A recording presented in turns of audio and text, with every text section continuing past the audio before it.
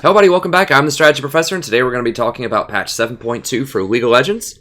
We'll go ahead and start off with a recap of just sort of what's going on in 7.2, what changed, and then we'll talk about what makes a good support overall in 7.2. Then I'm going to go into the tier list itself, and with each tier list, I'm going to talk about the best matchups for each pick, the best runes, the best masteries, the sort of the biggest challenges for certain picks in the meta, and a lot more. And then at the end, I'm going to talk a little bit about the other roles, not quite in the same depth as support, but I will hit on the champions that I think are best in other roles and why, and discuss their role in the meta. So this is going to be a very in-depth, detailed guide, but if you want to skip around, be sure to look down in the description. You'll find timestamps so you can find your favorite champions, and then you can access this Google Doc that I'm going to be using as well if you just want to skim through it and kind of get the TLDR version of what I'm going to be talking about. Okay, so let's start off with the recap. So what changed in 7.2? So high damage lethality junglers are going to be the best picks in the jungle. So I'm talking about Kha'Zix, Rengar, and Graves. Those are all going to be the best. I think that Vi and Hecarim are going to fall quite a lot. Hecarim will still be viable. He'll still be okay. Vi's going to fall completely out of the meta. And I just don't think there are a lot of other good options. I don't think Gragas, that buff is enough to make him viable. Elise can still be pretty good, potentially, as an early game pick. Lee Sin, maybe super good Lee Sin players will still be really good with him, but by and large, I think they will be the best. I think champs like Shyvana can actually be pretty good too, depending on the situation, but by and large, I think you're going to be seeing a lot of Rengar, Kha'Zix, and Graves. So that's something to keep in mind. The jungle overall is going to be a lot less powerful, especially in the early game. Leashes are going to be much harder to give the jungle. They're not going to get the free healing from the plants in the river. The monsters are going to hit a lot harder, give less experience and less gold than they used to a couple of patches ago. So I think that this should give lanes a little bit more alone time, and it means that lane dominant champions are going to become a lot more powerful. So in 7.1, you had to be relatively careful with your picks in general because you knew there were going to be 4 people camping bottom the whole time, the jungler in the mid. But now the jungler is going to be a lot more occupied with his or her own jungle. So that should ease up a little bit on the pressure and allow for some more unsafe picks like Draven, who I think is really good as well, to come into the meta. And Varus, like, these champions don't have very good escapes, so it's rough getting away from junglers. But if they don't spend as much time bottom because they're getting beaten up in the jungle, that gives champions like Draven and Varus a little bit more play. Okay, redemption nerfs, that's going to hurt utility supports. So your Sona, Janna, Soraka, all of these supports are going to fall a little bit.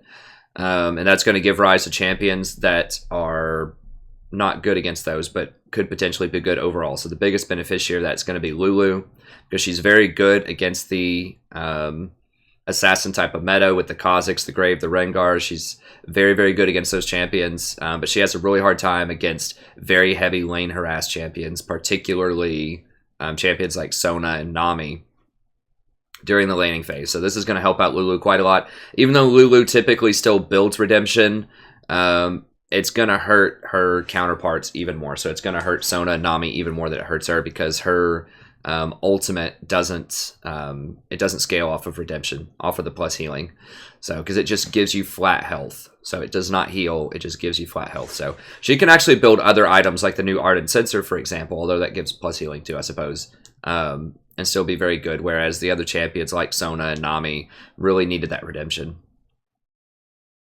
Okay, which redemption's still fine, it's viable, but just that knockdown is going to mean that people are going to pick Sona and Nami a lot less. They'll probably pick tank champions or AP supports more, and Lulu's pretty good into those. She's not great into Zyra, but she's good into a lot of other things. Okay, Equinox and Vow buffs, Knight's Vow, underrated by a lot of people. I think that extra 10% on Equinox is going to be really good, plus Knight's Vow. And so that's going to open up builds where people can go, especially Nautilus in particular, could go something like Locket into Equinox into Knight's Vow. Equinox used to be so terrible that almost everybody would want Ruby Sightstone, and if you're getting Ruby Sightstone even on tanks, you might as well get Redemption because it's so powerful. So you would just go usually Redemption, Ruby Sightstone, and then Locket.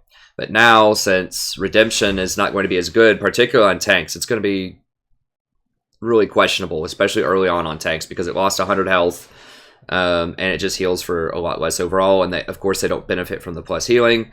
So I think that means that Equinox can be a viable option. So I'm seeing like a Locket into Equinox into Knight's Vow could be very good for protecting some of those assassins, like Graves in particular. Knight's Vow is awesome on Graves. So he has a lot of damage, but he doesn't have a lot of defense, so that gives him a little bit of extra defense, which is very, very helpful. Also, the armor, that's another thing, is there's not really a good like support armor item outside of Knight's Vow, and because everyone's going to be running AD damage, like I just said, the best 3 junglers are all going to be AD. People are still going to be running things like Camille, Riven, Fiora top lane. People might even still run things like Yasuo or Corki in the mid lane.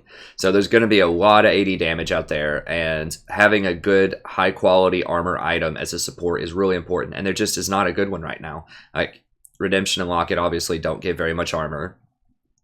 Redemption 0 and Locket gives 30, and items like Banner of Command are just garbage.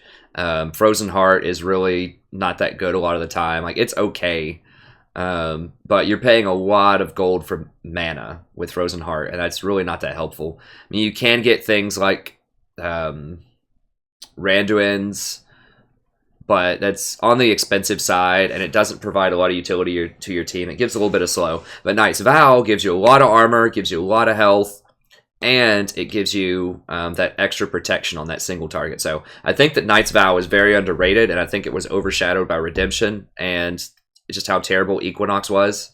So I think that these are actually going to make the build that I just described a lot more the Locket, Equinox, Vow build path on things like Nautilus, Braum, Alistar. It's going to make it a lot more viable. Okay, Colossus nerf hurts Trinity tanks. I just talked about this. So tanks that would go Trinity Force and then try to build tanky after that, they're going to have a much harder time. So particularly Vi and Hecarim, because they're going to get beaten up early on a lot more. So they can't just engage and get all that free shield and get away with rushing a Trinity Force. Now other champions like Kha'Zix and Graves and Rengar are just going to beat them up. They're going to beat them really hard before 20 minutes. So I think that they're going to fall out of favor a little bit. Other champions like Poppy and Maokai and Nautilus top lane will probably just shift out of Colossus and go for like Grasp for the Undying again. I think they'll still be really powerful. They had a lot of excess power. So the hyper tanks will be good, but it's these like sort of fake tanks that are just, why is this champion tanky? Those are going to be the ones that fall out of favor a little bit with the Colossus nerfs. I still think things like Nautilus will be okay. You might want to shift over to Bond of Stone instead of Colossus on Nautilus. I haven't tested it out that much, but that's a possibility. He'd still be fine with Bond of Stone. Okay, and Ghost lowers the mobility of a lot of dangerous champions. So once again, this empowers dangerous picks in the support role and elsewise. So Zyra is going to get a lot more powerful with this, because one of the big problems with Zyra is things like Vi and Hecarim diving on you and killing you. Well, they're going to fall out of favor a little bit, and there's going to be less mobile champions like Rengar and Graves running around, and Kha'Zix to a lesser extent. He can still jump around and turn invisible, and he's just going to be a terror on this patch. But the Ghost nerf also helps with that. So not only does it hurt does it hurt Hecarim's summoner pool even more, but it's also going to, help against champions like Orianna, Victor, and just a bunch of other mid laners that usually were dangerous but could otherwise be safe if they ran Ghost. So now you can't just run away immediately if you Ghost. You're going to die. So you can't just use it as a second flash. So I think that's going to help out with some of those champions. If you want a more detailed analysis of what I think is going on in patch 7.2 in terms of the overall meta and what I think about a lot of the different changes, be sure to click on this link here, and that'll take you to my 7.2 patch notes analysis and meta predictions. So this video is primarily going to focus on tier lists, but I just wanted to recap sort of what I basically said in this video. And if you want more details, go check it out. A lot of great information there. It's also going to have timestamps in the description, so you can jump around, and it'll have a Google Doc as well in the description. Okay, so given all this, what makes for a good support in 7.2? Let me preface by saying that Season 7 rather is much, much different from Season 6. So you have to have a different mentality. You have to have a different champion pool in many cases. You just have to be ready to change. And I know that sucks sometimes when you have your favorite champions and they're just not nearly as viable anymore. But if you really want to climb, you just have to face the music and just play champions that are very powerful right now. If you can. Obviously, if you don't enjoy playing them or they're outside your comfort zone, play your comfort picks. But if you're flexible and you're willing to learn some new stuff, I highly recommend just changing up your champion pool a little bit to reflect the realities of Season 7. If you want to know about that, check out my Season 7 Psychology and Advanced Tactics. I'm not just trying to sell you on all this stuff. Obviously, it's free to click on. I'm not selling these guides, so it's not like I'm trying to sell you anything. But do check this out. I talk a lot about Season 7 Psychology and Advanced Tactics. So why is Season 7 different, and what can you do about it to win? Because I was a Diamond player in Season 6, and I'm working my way back up there now. But at the start of the season, for the first 300 games or so, and that's not a lot of games for someone who streams as much as I do. I know that sounds like an insane amount of games, but I create a lot of content on this channel and I stream a lot, so I play a lot of games. And a lot has changed. I was getting stuck in high gold and I couldn't really climb that higher, and my MMR was completely in the gutter for my ranking. So I was playing against mid silvers, low golds for a lot for those 350 games, and I just kept losing games, and I was just like, how is this happening? I'm a diamond player and I'm losing against golds and silvers. Well, the reason was I wasn't changing my mentality. I was still trying to play games as though they were diamond games, and I was supporting diamond players, and that's just not true. The game is very different. You have to change your champion pool. You have to change your approach to the game. For example, I have to roam a lot less and play more lane dominant champions than I did when I was in diamond. So, because people roam all the time in Diamond, and they understand that.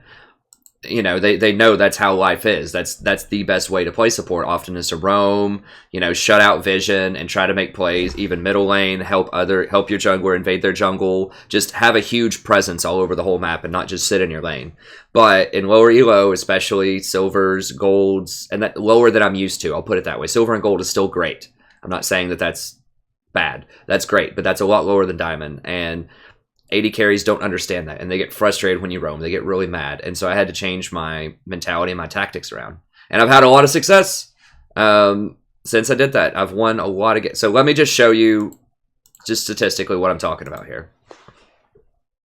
Okay, so my overall win rate is still on the low side. It was as low as like 46% at one point, I think. But I was playing a lot of Malzahar. I was a very early adopter of Malzahar, by the way. I adopted him like in patch 6.23 or 2.4 before he really hit the mainstream. And I thought he was going to be very powerful, but he has a lot of problems in low elo. I'll talk about more when I get to the tier list here in a second. But I just had the wrong mentality. I was playing a lot of Malzahar, and then I was trying to fall back on champions I did very well with, like Tahm Kench in Season 6, and Nautilus to a lesser extent, Lulu. I've been on the up and up with Lulu. That percentage has been going up. But Zyra. She is the ticket. I win a ton of games with Zyra. She is by far the best support, especially if you're gold elo or lower. She is just a monster. She's extremely powerful. I mean, just by contrast, look at these numbers here. Most of them are very sad, except for Zyra. But look at my numbers lately. I've won 80%, basically, of my last 20 games. So, 19 games. So, it's definitely turned around a lot. I mean, my overall percentage was like 45%, and now it's 80% after I watched, after I created that Psychology in Season 7 video and really started taking my own advice to heart. I went from 45% to 80% win rate. That's a lot of blue. That is a lot of blue. That's a lot of Zyra, too. And so, if you want to know why that is, watch that video. I explain it. Just for context, look at Season 6 here. So, I had a much higher win percentage with a greater variety of support. So these were mostly... Now, a lot of these games were played at the platinum levels. That makes a difference as well. I ended up getting diamond, but, like 90% of the games were platinum. Tahm Kench was much further. Janna was about the same. Nautilus was much further up. Alistar, obviously, has just been completely shattered and gutted this season. It's really sad. He used to be one of my favorite supports. And then Zyra was 48%. So the times change, and you have to be willing to change with it. So yeah, I'm down 9% on Nautilus, 11% on Tahm Kench, but I'm up 18% on Zyra. So yeah. So why is this? So what makes a good support in 7.2 then? How is it different from Season 6? Okay, so lane dominance. I just explained that. So you need to be able to win your lane big time.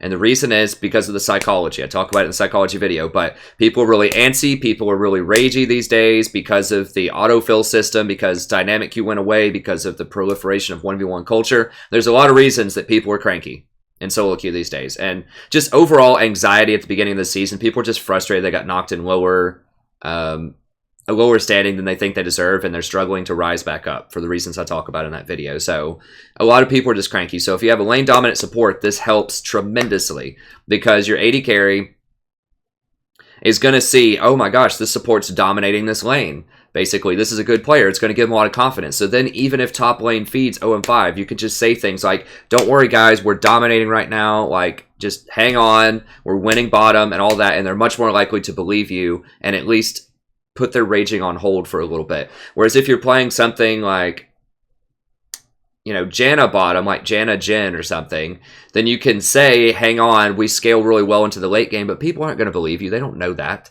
Especially, you know, at gold and lower, they don't know that. And so you really have to assert your lane dominance and make sure that people understand that. So it's great if you get kills, but even if you don't, just the psychology of domination is one that you can use to help keep people's psychology and morale really high.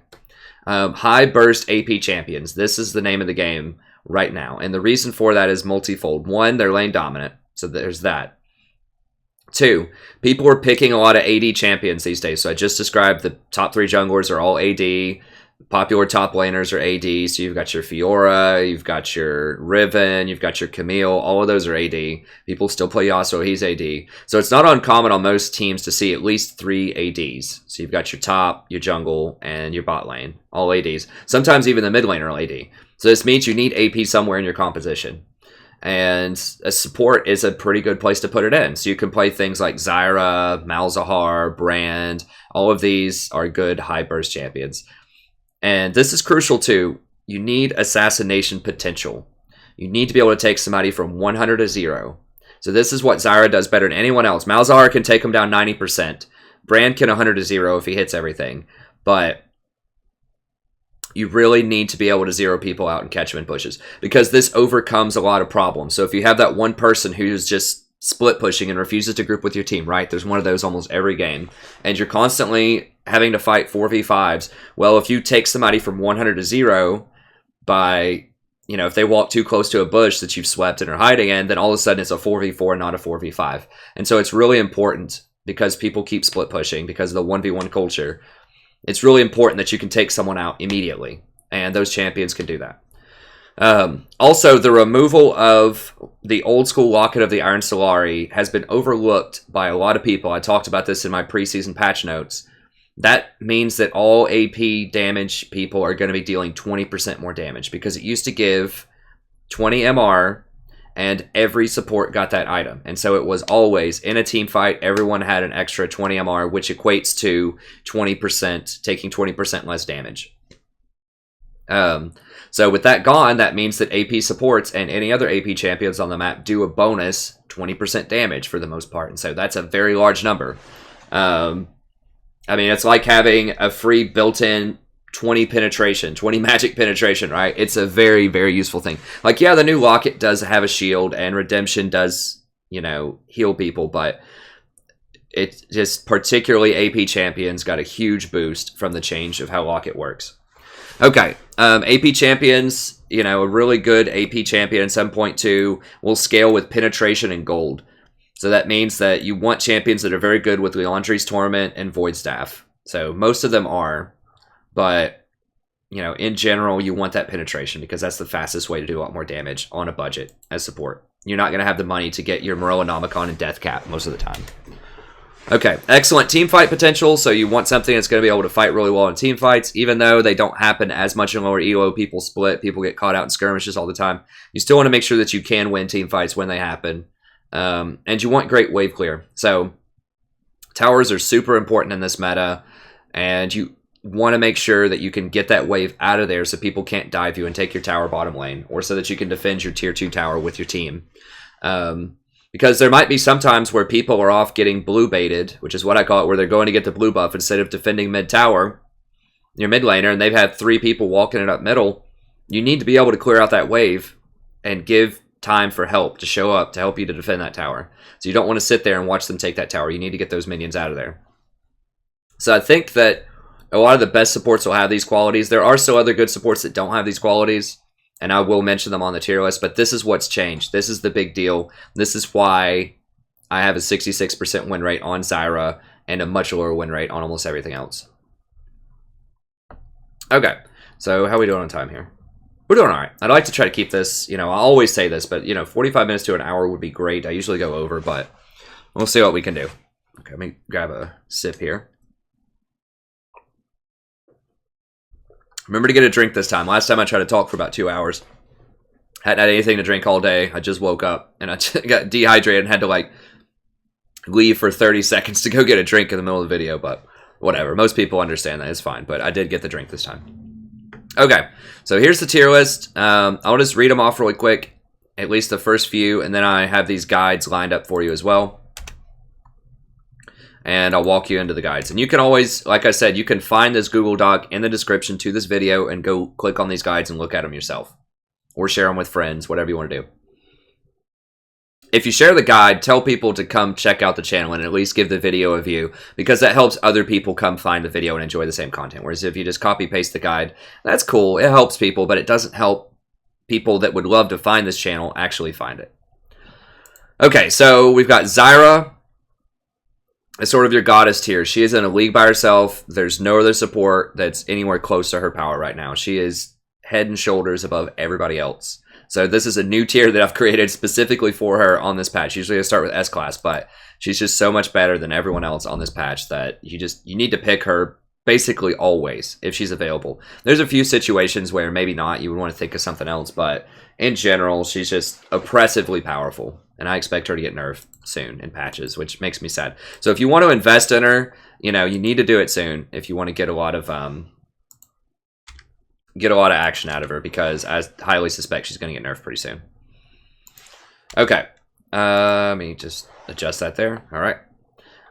So why is this? What's up with her? Well, I'll pull up League Wikia here, and we'll just go through some of these champions just so you can kind of visually see what I'm talking about, so I can show you some numbers here.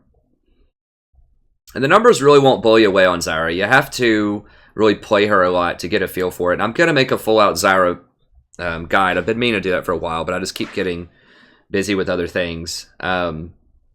So she gets the plants. These plants are really important because they serve a bunch of different functions. So first of all, they don't cost any mana to place. So anytime you cast a spell, you want to be putting a plant down most of the time.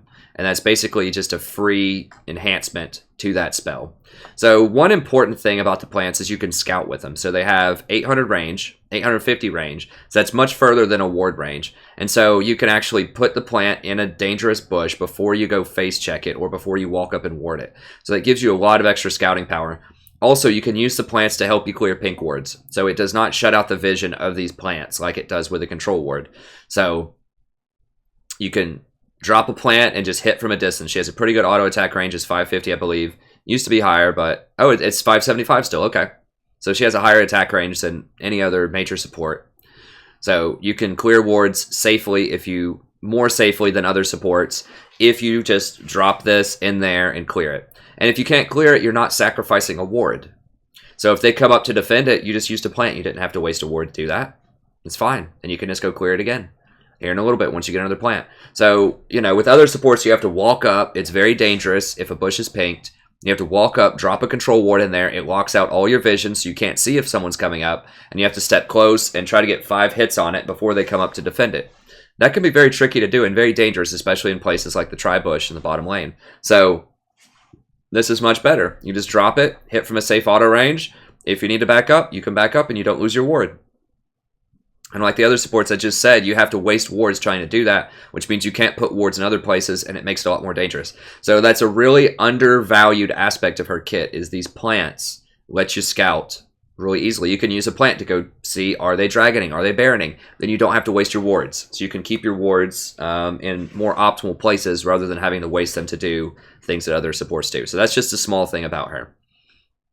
Now, obviously, the primetime reason people play her is because she does an absolute truckload of damage, and it's because of these plants. So you look at the plant damage, It's based on level. So each time the plants hit, let's say that you're level 5 or level 6. Let's talk about her level 6 all-in. Each time your plants hit, they deal 54 damage. That's the range plant and the melee plant. They deal 54 damage. You can drop 2 plants. Sometimes you get even more if your plants spawn or if they're standing next to one of your plants. If you drop 2 plants, now it deals 50% more damage. So keep that in mind. So if you have 2 plants down, you know, that's going to be 75 damage per hit. They swing once per, about once per second or so. And they go a lot faster when they get enraged. So if you apply your ult, then they get like 100% extra attack speed or 50% or something. They go a lot faster. So if they get bound by your root and then knocked up, they're going to be sitting in this plant for... and then they have to walk away or flash away or something, you know, 2 to 3 seconds. So you're talking about, you know, one plant doing 54 damage, the other one doing like 25 damage, it's 75 damage, you know, times 3 or so. That's what, 215 damage in addition to the rest of your spells. So they do a whole lot of damage really quickly. And they have, that's very high base damage. So when you get penetration on her, she scales harder than almost anyone else because these plants have such huge base damages. They're extremely powerful. Now, things like Malzahar minions do more than these do because they don't get that penalty, and there's a lot more of them. But people have to stand there and get hit by a bunch of minions and not run away. These have range, and you have ways to actually hold them in the minions. Malzahar can do it with his ultimate, but you can do it with just your normal ability as an E. Okay, so she does a lot of damage with her plants. She has a lot of range. This is important. This is what distinguishes her from a lot of other AP supports, mostly Malzahar. This is why she craps on Malzahar most of the time. She has way more range than he does. So I forgot his exact range. We'll look at it here in a second, but I think his Malefic Visions is like 600 range, and his minion drop is like 450. She has 800 range on her Q and 850 range on her plants. That means that she can safely throw a Q right in his face and he can't do anything about it. And it has, I think, 450 range or something like that when it spits. 750 range. Wow. So even further. It has 750 range on it, so they have to run away from it. It's just excellent, excellent poke. It does a lot of damage in lane. And it doesn't cost that much mana at level 1 either. It's 60 mana plus, you know, a plant. So you can do this, and it's on a low cooldown, 7-second cooldown. So you can do this like over and over and over again and zone the AD carry or the support off of CS. Like they have to choose. Do you want CS or do you want to take, you know, a quarter of your health to walk up and try to get that CS? So she's extremely dangerous. Has a lot of great poke. She has really good all-in. So one thing that separates her roots, and they have 1100 range, which is big, but really you have to think of it as they actually have 850 range because you need to be able to put a plant on them. So this is why it can be awkward if you're first playing it because you're trying to put like a plant at the very end of the range of the grasping roots, but you can't reach that far. You can only reach 850. So it just takes practice to get used to that, but that's sometimes why... you know, you'll see me if you watch any of my streams. Sometimes I'll just hit them with the roots, but I can't get the plant on them too. It's because the roots hit them outside of that 850 range. But massive range. They're very slow, so they can be easy to dodge. But a crucial part of this is they go through minions. There aren't very many other supports that harass in lane that can go through minions like that. Like Brand, for instance, if he wants to hit his crowd control, he has to actually hit him with a Q, and minions block that Q. So... you can, or Thresh wants to hit you with a hook, Blitzcrank wants to hit you with a hook, but you can hide in the minion wave and still get them with your roots because you can shoot through the roots, or through the minions rather, and there just aren't a lot of other supports that can do it. So that's one thing that distinguishes her big time from a lot of other supports that deal massive damage, is that the minion wave doesn't save people. You're always a threat. They can't position well against you. Like they don't know when you're going to throw your root, and...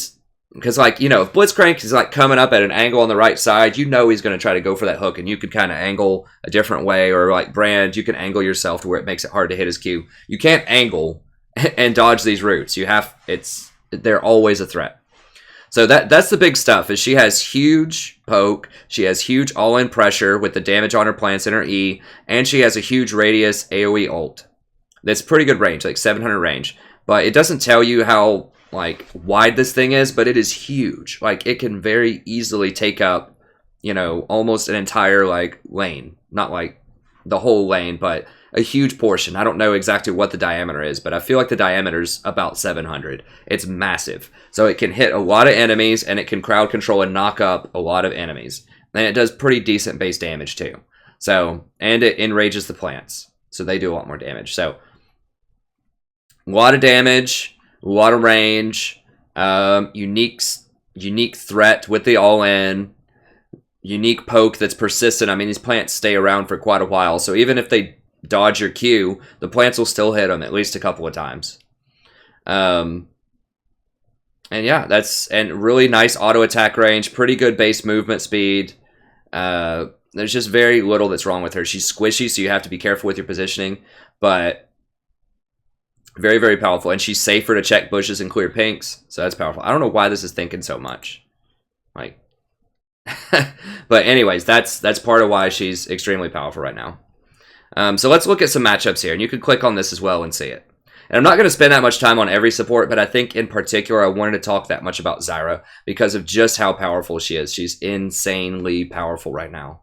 Like goddess tier. I haven't created that on any other tier list so far, but she's in a league of her own right now. Okay, so she's really good with champions that have a lot of early burst damage that can follow up or can chain crowd control with her spells. So things like Jhin in particular is excellent with her because you hit him with the plants. He hits him with the W. They're basically dead, or they're gonna bust a summoner spell. Draven, massive damage, massive threat. Lucian, same deal. Caitlyn, to a lesser extent, but she can use her. She can put a trap on someone that you've rooted and chain CC that way. So she's very good against squishy champions. She's great against Sona, Nami, Thresh, Draven. Hi. It's a friend. Oh, my wife brought a friend in here. There she is. Malzahar is another one. So she's great against those things. She's asleep on the beanbag chair. I see. So yeah, basically everybody's good against everybody except for Misfortune, who we'll talk about. Misfortune's good against Zyra, but everyone else just gets wrecked by Zyra. She's not that great with Vayne, Twitch, or Ezreal because they don't have a lot of early burst, but whatever. She's still really good. I'd still pick her with them. Has some hair on you? Oh no. It's a tuft of hair. Yeah. But I mean, she can still give enough cover fire for Vayne and Twitch to basically free farm because you can run the other two, like the AD carry and the support out of lane by yourself. So that just basically gives Vayne and Twitch free farm. So she's still pretty good with them. She's just not as good as she is with some of these top people. She's not that great against poke champions, so things that are long distance. So like Ezreal, Caitlyn. She's okay against Vayne. And she's not great against like really fast assassins like Hecarim and Katarina later in the game if they get fed. So that can be a problem. I'll probably be done with this in maybe like 30 minutes or so. Yeah. Okay. We're taking it. All right, cool. Okay, so recommended items. Source. Okay, that's no. Sorcerer Boots is right. I was thinking Misfortune because I just wrote Misfortune. I was like, Sorcerer Boots on Misfortune. What? But no, you do want the Sorcerer Boots on Zyra. Leandri's Torment, Eye of the Watcher. This is kind of your core build, and then I would recommend after that either getting Abyssal or Void Staff. Now the question is then, what about Rylai's Crystal Scepter? I've watched this guy Melin, M-E-L-Y-N, or Melon is what he calls himself. You can Google him, look him up. He's a Grandmaster Zyra player. He's a Master Zyra player. He's played her forever. He knows a lot about her. And I think he's right in that, especially after the nerf with Rylai's, it's just not worth getting on her anymore because she already has the Vine Lasher that slows people down. Her melee plant already slows people. So you're really paying a whole lot of gold to have a 20% slow on your Q, which is okay, but you're giving up so much to do that. So let me just compare some items here. I'll show you. Now we just talked about how good penetration is on Zyra. So Void Staff will obviously be something that you're interested in. What is go? Okay, I'm just gonna... Okay. Site's lagging or something here. Let me just go in this way. I don't know what's up with the site. I can just describe it if it's not, if the site's wigging out or something.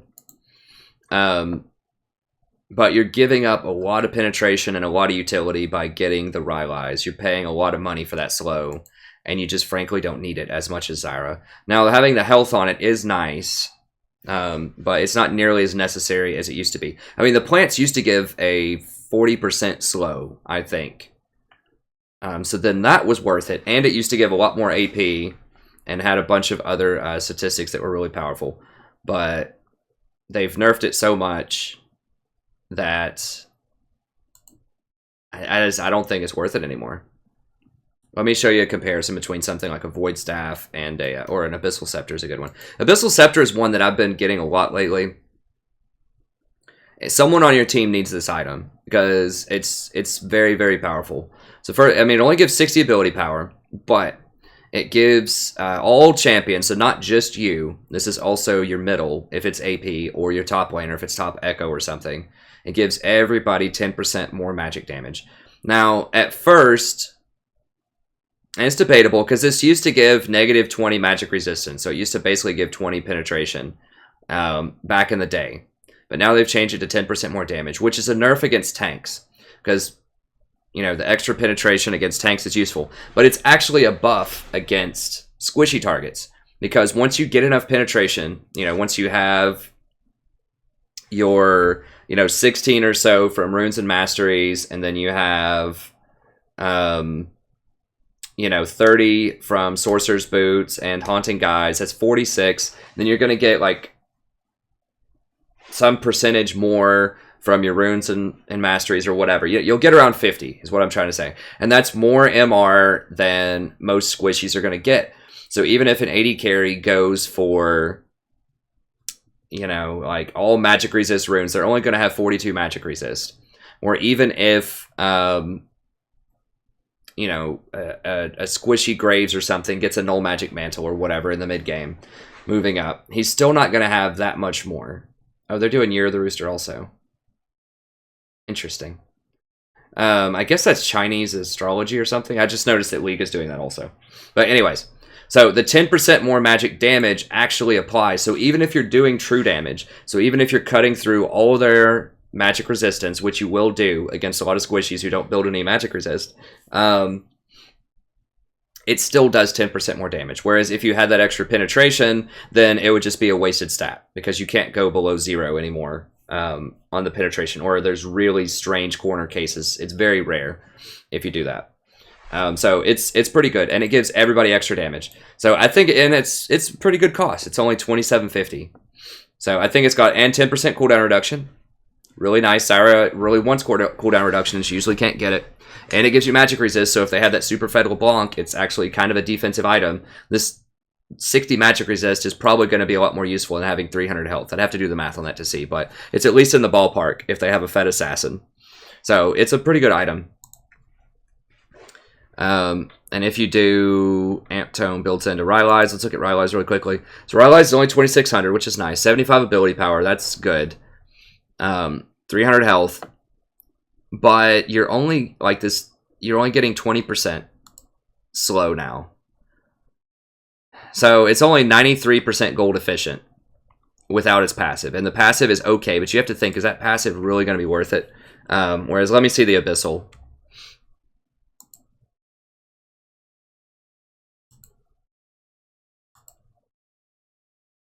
This is also 96% efficient. So, you know, you just have to think, do you want to deal 10% more damage, or do you want to just slow people by 20% when you already have a slow in your kit?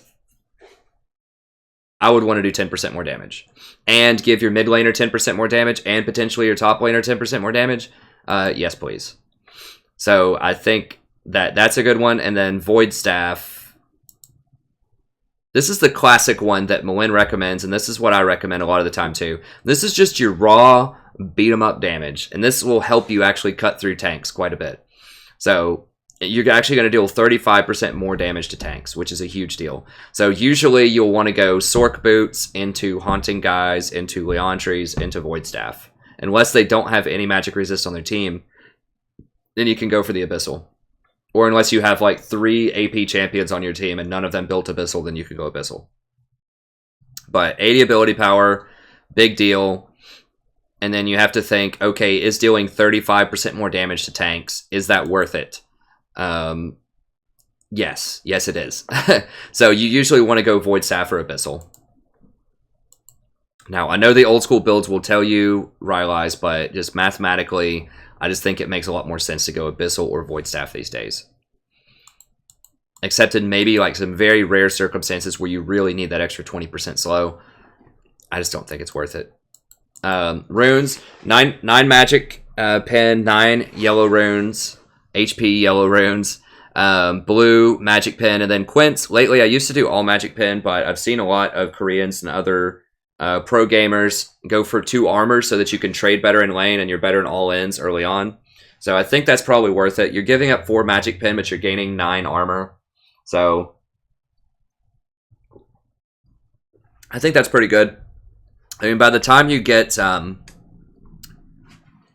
boots and Haunting Guys, you're going to have, if you go all penetration, you're going to have 50 penetration, which is 8 overkill on squishy champions who don't get MR per level and don't build any MR items, assuming they take MR runes.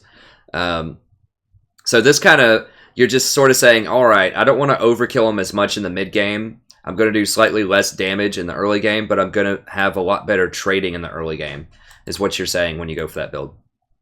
And Thunderlords. You always want to go Thunderlords. Other masteries are somewhat debatable. Let me pull it up here really quickly. So you can go for, you definitely want to go Thunderlords. I like getting Merciless here for a little bit more damage, having some mana regen, but mostly Merciless. Now, I've seen people do this in different ways. You can go for the utility for more health, more speed, more all-in health, and cooldowns. So this is, you know, if you're going to have a much more rowdy lane, I think that's good. If you're going to be fighting a lot, if you're against kind of like a pushover lane, like a Braum or a Thresh or something like that, you can go over here and grab Sorcery, Fresh Blood, if you're going to be able to land auto attacks consistently against people like a Thresh. Natural Talent, and Double-Edged Swords. That'll give you a lot more damage, but you'll be a lot squishier, so it just depends on what's going on in the lane. I like to default to this one because you already have enough damage and just having more utility. This in particular lets you roam up and down the river a lot faster. And that could be a really big deal. And escape ganks if you get into the brush, which is a huge deal because she's already kind of dangerous, so having any kind of extra safety is nice. And that's a lot of health. I mean, that's like 10% more health in the early levels. So, you know, this is better for laning, early game. This is better for kind of late game scaling. Okay, so that's it for Zyra. Pick her. She's amazing. You won't regret it. She takes some practice. She is squishy. She's tough, but you really want to pick her up. Okay, Janna, kind of the same story as it has been on past patches. Okay, I talked about Zyra a lot there, but she deserves a lot of coverage. People are probably wondering, why are you playing like almost all Zyra on your streams? Well, that's why. I just wanted to break it down for you. That's a mini Zyra guide there for you. Okay, Janna. Basically the same as the last patch, if you've seen it. She's still very good with hyper carry, 80 carry, so your Vayne, your Twitch, your Kate, Jinx, Draven. Very, very good. If you have the higher scaling team, so if your team is going to do better into the mid and late game, and you have to have some game knowledge to understand that. Look at my composition and matchups video or my metagame analysis video if you want to know like how scaling works. I think my metagame analysis video is the one that talks specifically about scaling. But just check out the guides. They'll tell you more if you're having a hard time identifying whether your team scales better. But if it does, Janna's awesome. So if you're just kind of playing safety, just making sure that nobody gets to anyone important, then that's what Janna's good at. So she's great against Leona, Lee Sin, Riven, Kha'Zix. So she's still good against Kha'Zix and Riven. Lee has fallen out of the meta for the most part. Leona is not usually super popular, at least not once you get kind of gold and higher.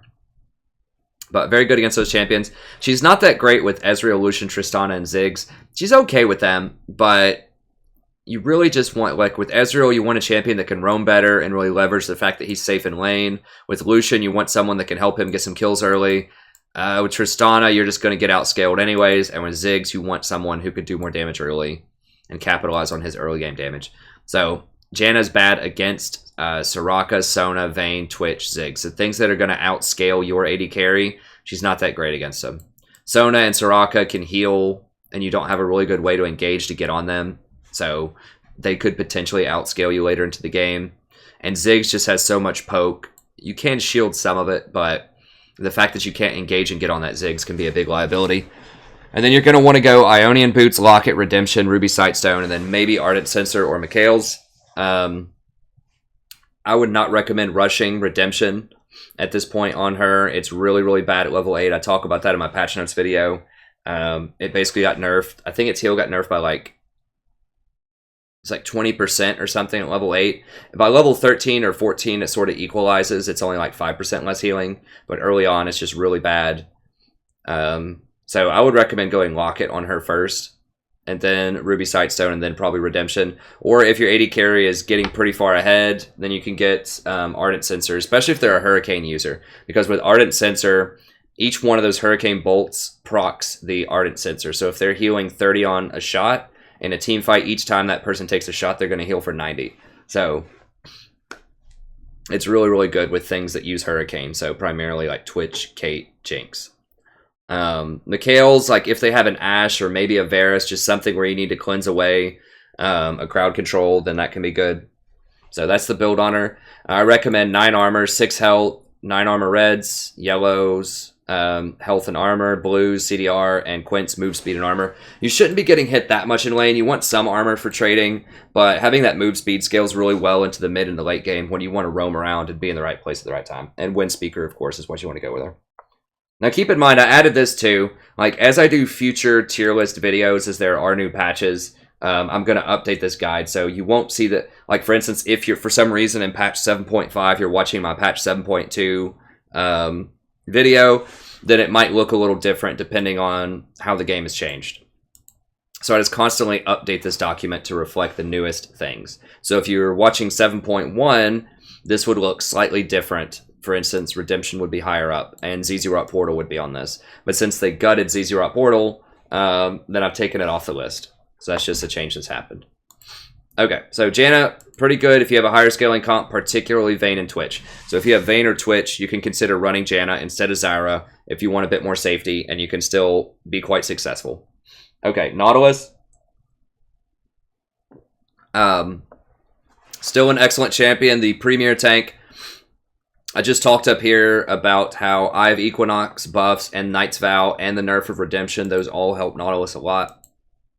Because he would build Redemption, but obviously it's not as good on him as it is other champions. So once again, it does hurt him, technically, because he can't rush Redemption anymore, but it hurts other people way, way worse than it hurts him. So it hurts the Janna, the Sona, the Nami, way worse than it hurts Nautilus. So I'll just talk about the items since I'm talking about it here, and then I'll talk about the mashups. So you still want to go Ionian Boots. You still need cooldown reduction. It's just really, really important on tanks, and it's hard to get it because Frozen Heart is such a garbage item right now, and they just took CDR off of a lot of other major tank items. So for example, Knight's Vow doesn't have CDR, and Locket doesn't have CDR. So tank supports are kind of in a rough place because they want cooldown reduction, but they just can't get it through itemization most of the time. So just get those Ionian Boots because that's one of the only places you're going to get the CDR. Also, having the lowered cooldown on Exhaust is really huge right now in this meta because Exhaust is very necessary against like a super fed Kha'Zix or Katarina or something like that. So Ionian Boots are a big deal. Okay, I recommend rushing Locket of the Iron Solari. That's the best early game sort of team fighting item. Gives you a lot of resistances. And then you have a choice. So you can either go, after you go Locket, you can go Ruby Sightstone into Redemption if you feel like you're really going to need that team fighting heal. Or if someone's doing well on your team or you just want to protect a very specific person, you can go Locket into Eye of Equinox into Knight's Vow. And that'll offer more single target protection. And if they have a lot of AD on their team, so they have a really fed Kha'Zix or a Graves or something, this will actually give you some armor. Because Redemption obviously doesn't give you armor. It does give you health, but it's not going to save you. So armor is much, much better. And Knight's Vow also gives you health. So I think they should add some CDR to Knight's Vow, honestly. That would help a lot. you know, make it cost like 2,500 or something, give it 10% CDR. But I think it's, even without the CDR, it's still very viable. So it just depends. I think most of the time I would recommend Locket, Equinox, Knight's Vow, but there might be cases where you still want Locket, Ruby Sightstone, Redemption, if you need that team fight healing. So if they have like a Katarina, a Kennen, and an Amumu or something, and you're going to need AoE healing in a team fight, then that's a case where you'd want Redemption. If they have a Hyperfed Kha'Zix, that would be a case where you, or if you have a Hyperfed Kha'Zix, that would be a case where you'd want Knight's Vow. Okay, then it's 9 armor. It's basically the same thing as Janna. You know, you're giving up a little bit of early fighting. You're giving up, I mean, if you're in a really tough lane, for example, you're going to be fighting a lot. Let's say you're against a Leona in lane, who's going to constantly engage on you, and there's going to be a lot of all-ins, and you might substitute these movement speeds for armor instead, so that you get 9 more armor in lane. But overall, I still like having move speed in the mid-game for rotations. Courage of the Colossus is okay. I think I might actually recommend Bond of Stone. I'm going to change this after kind of looking at Courage over the last couple of days. Courage of the Colossus got nerfed so hard. I think just going Bond of Stone, that combines very well with Knight's Vow as well, if you're going for that single target protection. So I'll say maybe Courage, but mostly Bond of Stone is what I'd recommend. So he's very good with Ezreal, Kate, and Draven, particularly Ezreal, because you can roam around and make plays in the mid lane, because Ezreal's so safe. So I really like him with Ezreal. He's pretty good. I mean, he's pretty good with just about anybody. Kate, Draven, you can fight early game, go all in. He's great against things like Vayne, Twitch, Jinx, Kha'Zix, Rengar. Any kind of high priority, high damage threat that can get blown up easily, he's excellent because he can chain CC him really, really hard, and that gives your team time to deal with him. So he's not that great with things like Vayne or Twitch because he doesn't offer enough sort of quick action peel.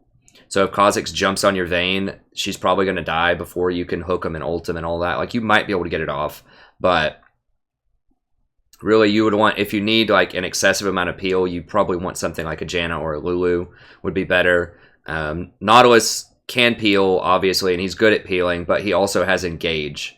So that's really why you're picking him. So he's not great against Yasuo and Braum or Morgana. I mean, Wind Wall, Braum Shield, and Morgana all block his ultimate, so that's not great. Tahm Kench can block his ultimate too. And Ezreal is just placed so far back that your ultimate's not going to be able to be impactful on him most of the time. So he's much better against champions that get a lot closer and don't have ways to deal with these. Fortunately, these 4 are all basically out of the meta right now. I mean, Morgana's probably the most picked. Well, Yasuo is still picked, but he's just not that great anymore after the nerf on this patch. So these are becoming more rare, but still just be aware of that as Nautilus, that you can play around this, but it just makes your life a little bit harder. Okay. Let's look at Lulu. So Lulu's a newcomer to the S class. She's been on my radar as a good champion for a while. They just wasn't quite enough to really push her over the top. I'll go ahead and click on her.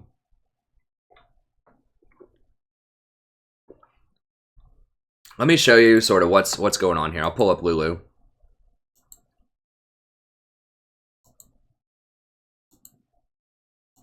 Oh, there we go. So what the deal is, why she's made it to S class from other things. Okay, so first of all, she's very good against assassins. She just wrecks things like Kha'Zix, Rengar, Katarina. She's their worst nightmare for a variety of reasons. So number one, of course, you have the ultimate, right? So it's single target, burst, health. So anything that gives, like, if they have like an Executioner's Blade or something that stops healing, that does not stop this. It gives you that full health no matter what, instantly to a single target, no charge necessary. So something like a Janna can blow people back, but they have to sit in it to charge up, and they have to be close to you to do it. So, you know, if they are 900 range away or something, and you try to use a Janna ult to save somebody, it's not going to help. You have to be close.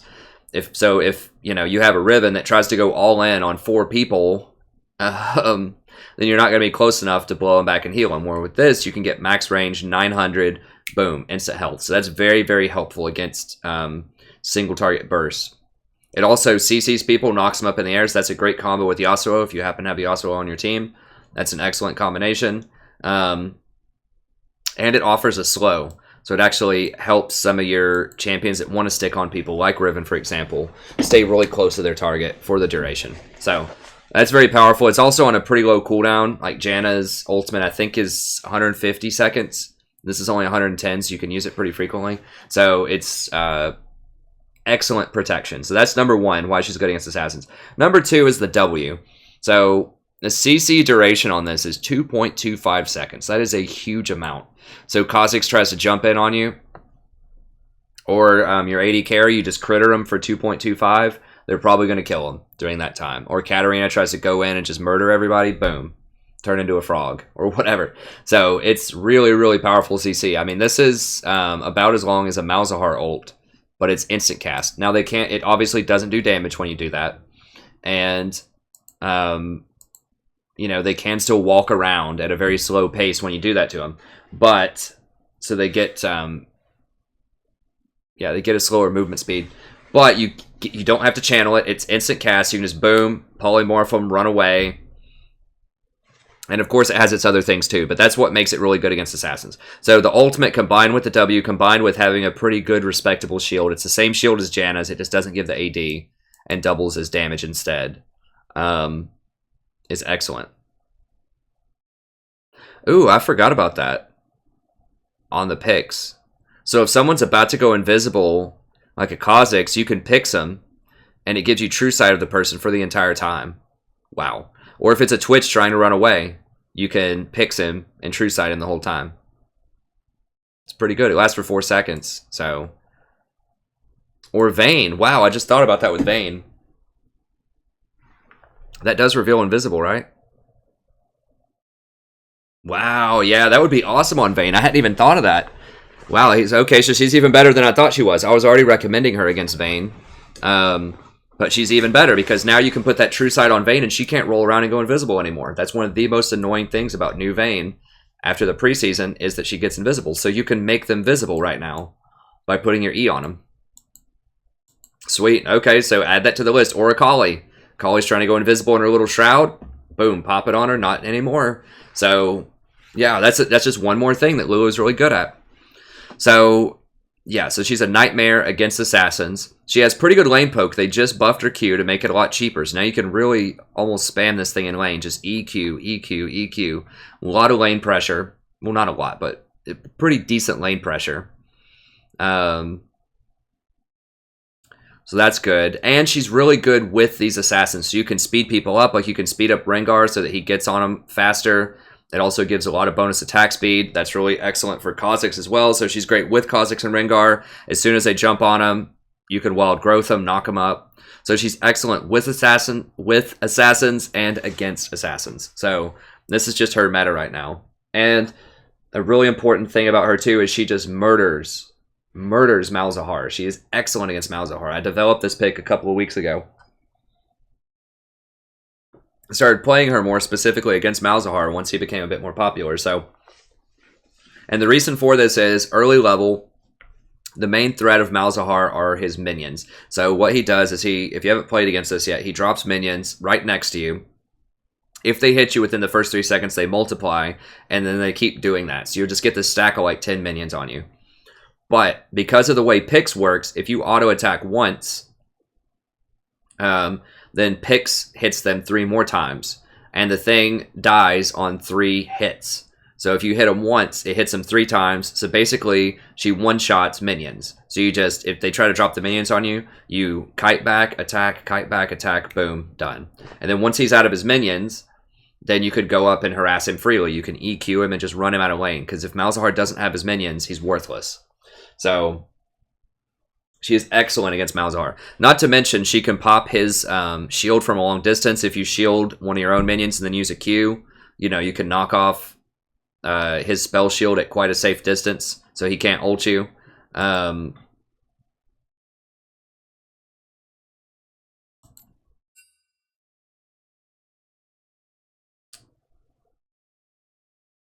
Yeah, I will do Zyra. Let me go ahead and log out of that while I'm doing this, but I will do a Zyra guide.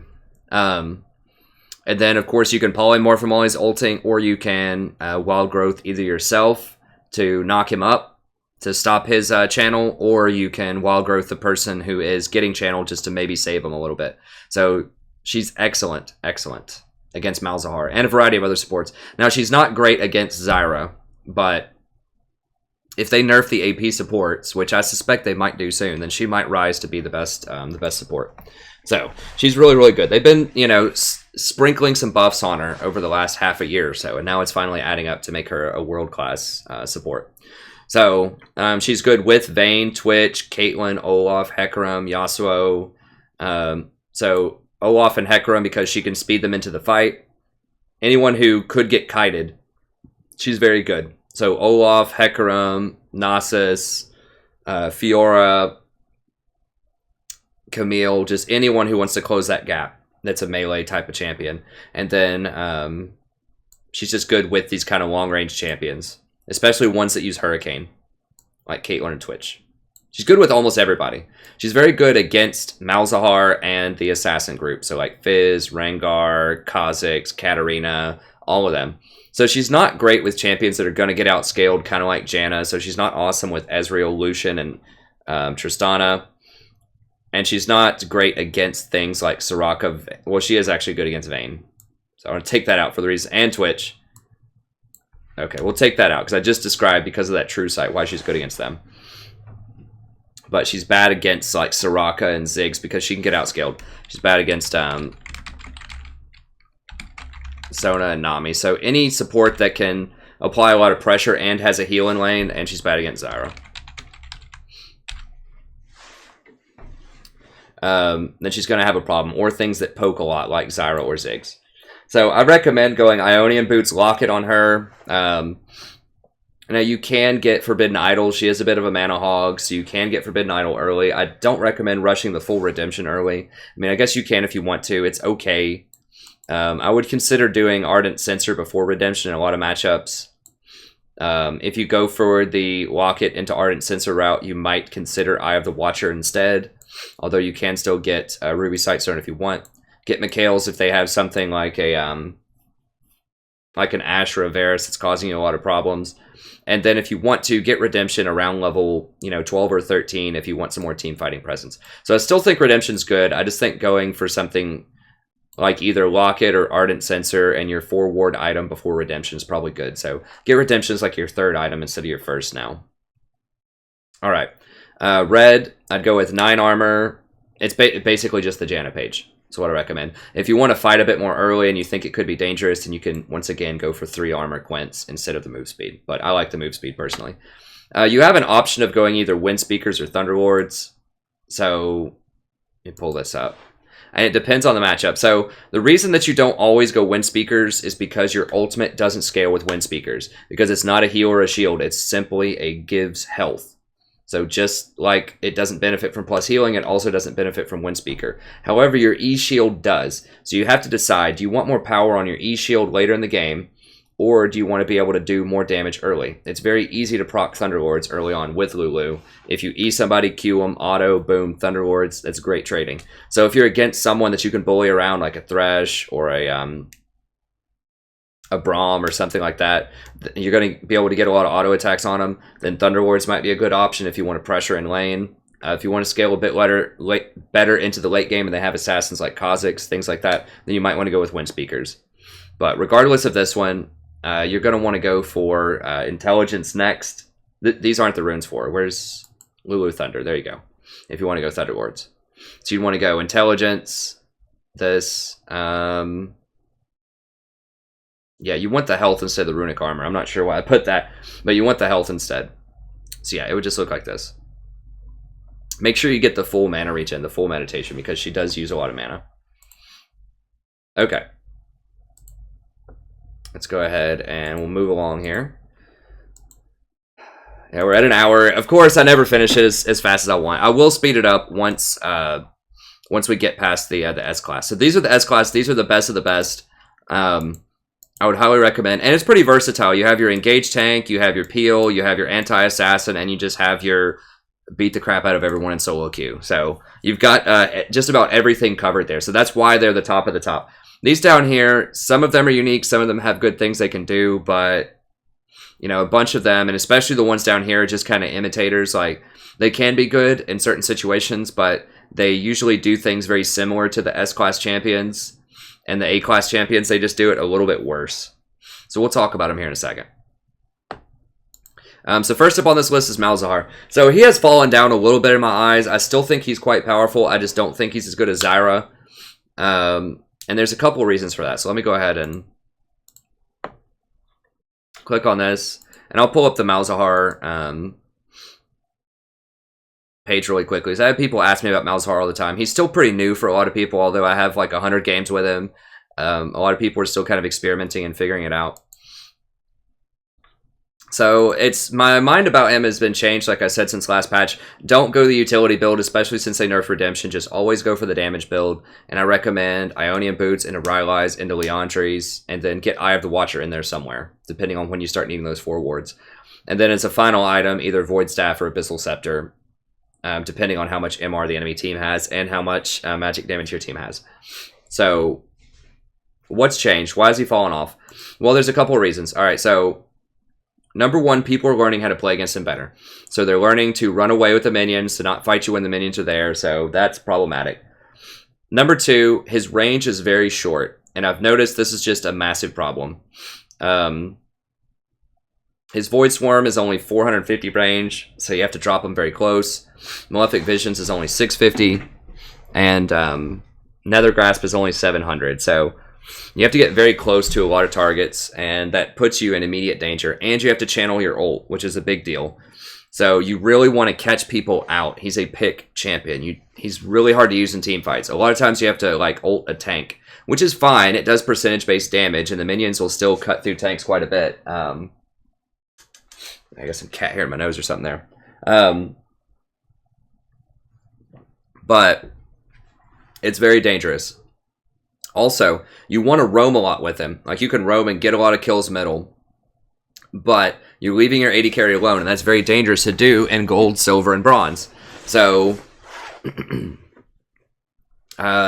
know, because you're not going to have kill pressure in lane a lot of times. Like, you might, but a lot of times they're pushed to tower because of your minions. And so, it depends on the matchup. I mean, if you have something like a Draven, like, you might be able to kill him as soon as you pop 6. But he has a lot more vulnerabilities than something like a Zyra. So if they have a Morgana, that's going to completely wreck him in lane. If they have something that has a lot of crowd control, like a Lulu, that's bad. He's not that great into Janna. Even Thresh can knock him out if they pop his spell shield. So, and people are starting to play more poke type of champions like Ziggs and Varus that are very good against him. So the meta is kind of shifting against him a little bit, but he can still be powerful if you have a good way to blow someone up in lane. So if you have a high damage lane, or you have a lot of kill threat mid lane and a safe bottom lane, so you have an Ezreal bot and you have a Katarina mid against a Victor, and you can wrap around behind, ult, boom, kill, that's going to be a good time for him. So he can be quite powerful. You just have to be very, very careful with his positioning, and just pick him a little bit later than I recommended last time, you know, maybe 4th or 5th pick, and just make sure that they don't have a lot of poke champions and that you're actually going to be able to get some kills somewhere in the early and mid game. So he is strong. He just gets wrecked by Lulu and Zyra, and both of those are very good on this patch. And QSS also, Quicksilver Sash, also completely destroys him. So people are learning that too. They're adapting to him. AD carries are actually learning, oh, I should get Quicksilver Sash, because if I get that, it's going to completely destroy him. He's not great against Rengar either, because Rengar gets to bust out of all crowd control, and Rengar is going to get very popular on this patch. So Rengar can bust out that crowd control. Kha'Zix can get a Quicksilver Sash. Like, if these assassins and high priority targets get that Quicksilver Sash, there's just not a lot you can do. You're just going to sit there and watch him. Whereas Zyra, it's not going to matter if they have that. Like, yeah, they can bust out of your roots, but they're still going to get hit by your ultimate, and the plants are still going to murder them. So Zyra is much, much more resilient to things like Quicksilver Sash, Morgana's Black Shield, Rengar's free Quicksilver Sash that he has in his kit. So that makes him a lot more vulnerable. And means that as people are smarter, then it gets much, much harder to leverage his advantages. So he's great with Ezreal, as I just described. That lets you roam, get kills middle lane. He's pretty good with Caitlyn for the same reason. She's pretty safe. He's good with Ashe and Jhin because they can actually initiate and let you get close enough to ult somebody. Or if you ult somebody, they can chain it together. So he's particularly good with someone like Ashe. He's good against things like Vayne, Twitch, Riven, Ahri, Blitzcrank, things that usually have high mobility or really high threat profiles that you need to kill. And he's good against Blitzcrank because he has that spell shield that blocks hooks, and you can drop minions to block hooks for other people. So if they're about to hook your AD carry, drop a minion right in front of them, it'll hook the minion instead. Boom, you just saved your AD carry. That can also be done against Twitch and Nautilus. Okay, so he's bad with Twitch and Vayne. He just doesn't offer enough peel. You just really need to run something like a Janna or maybe a Nami or something with a Twitch or a Vayne. And he's bad against long-range things. So Caitlyn, Lux, Ziggs, and then Rengar and Gangplank can both break out of his ultimate for free. So he's bad against them. So you want your Ionian boots, just faster cooldowns, more exhausts. Rylai's, it's really important to have Rylai's with him. You need those minions to slow. That's one of the only ways you're going to escape anything. Liandry's, excellent item on him. Now, keep in mind, too, a reason that he doesn't do as much burst damage as Zyra is because half of his damage is physical. Because his minions do mostly physical damage, if you look at it. And so the spell penetration is not as good on him. So if you look, you know, they have 30 attack damage, and they do a certain amount of damage on hit. It, like, starts at 10 on hit damage. Yeah. So they do, like, 30 on hit, but 50 attack damage. So he's really not ideal. Like, he's okay, but if your team already has like 3 ADs, so if you have a Kha'Zix jungle, a standard AD, like a Caitlyn bottom, and a Riven top, and you go Malzahar, they're going to be building a lot of armor naturally against those 3 AD champions, and that means it's going to block a lot of your damage because the minions are the vast majority of your damage, and most of their damage is AD. So it looks like he's an AP support champion, and he does do AP obviously with his skills, but I would say those minions do at least half of his damage, and that is AD, which is not good. You do not want to do AD, at least not in this context. So it's kind of another strike against him because he doesn't scale as well with magic penetration as someone like Zyra does, who is all magic damage, and her plants do all magic damage. Okay, 9 precision runes. These are the dual penetration runes. If you don't have those, you can just go magic penetration runes if you want. These are the best, but they're also expensive and very unique to him. There's not many other champions that run it. And you want the dual penetration once again because your minions do a lot of physical damage. Then you go for the HP armor rune, CDR, and then 3 AP as your quints. Thunderward Mastery, some people go Deathfire Touch. I think it's much more important to have an early game presence. And you're not going to be building a lot of AP later, like you're going for the Liandry's type of builds. You're not going Death Cap. So I think Deathfire Touch just doesn't scale as well with him as it does with potentially some other champions. So just Thunderlords. Okay, so still a good champion, but a lot worse than he was last patch because people are understanding how to play against him, and they're getting a lot more Quicksilver Sashes, and Lulu and Zyra are becoming more, not Lulu to a lesser extent, but Zyra is super popular right now, and Lulu is going to start rising in popularity once people figure out that she's really good, and both of those are very good against Malzahar. Okay, how are we looking here? A lot of time. Looks like we're going to have about another hour and a half video here, probably even longer, whatever. So, Miss Fortune is another one. So, Miss Fortune has been talked about for a while, ever since Worlds last fall. And I thought she was just basically garbage. I really didn't give her a fair chance. I just thought about it. I was like, you know what? She sucks. Straight up. She's too squishy. She doesn't have any stuns, whatever. I've reversed that position. I think that she's actually quite good. I don't think she's S-Class, but she's good against a lot of these kind of S-Class champions, particularly Zyra. So, anything that's good against Zyra, because almost nothing is good against Zyra. But Miss Fortune is. So let me pull up Miss Fortune here real quick, and I'll kind of explain. And she's pretty decent against most other champions, too. Like, she's not great against the hyper assassins like the Kha'Zixes and that type of stuff, but she's very good against poke champions. And she's very good with things that can lock down and hold people in place, like an Amumu or like a Kennen. Just anything that can knock, or Yasuo, anything that can knock up a bunch of people and hold them in place. Okay, so what's up with Misfortune support? I haven't mentioned her in any other past tier list because I just dismissed her as garbage. But, like I said, I tried her out. I've played 3 or 4 games with her, and she feels pretty good. So what's up with her? Alright, the main thing with Misfortune is that she makes it easier to hit skill shots. That's the big deal. She puts a slow on somebody with her E, her Make It Rain. It is expensive early on, so, you know, that sucks, but that's just how it is. It is expensive, but it's a point-click, you know, damaging spell.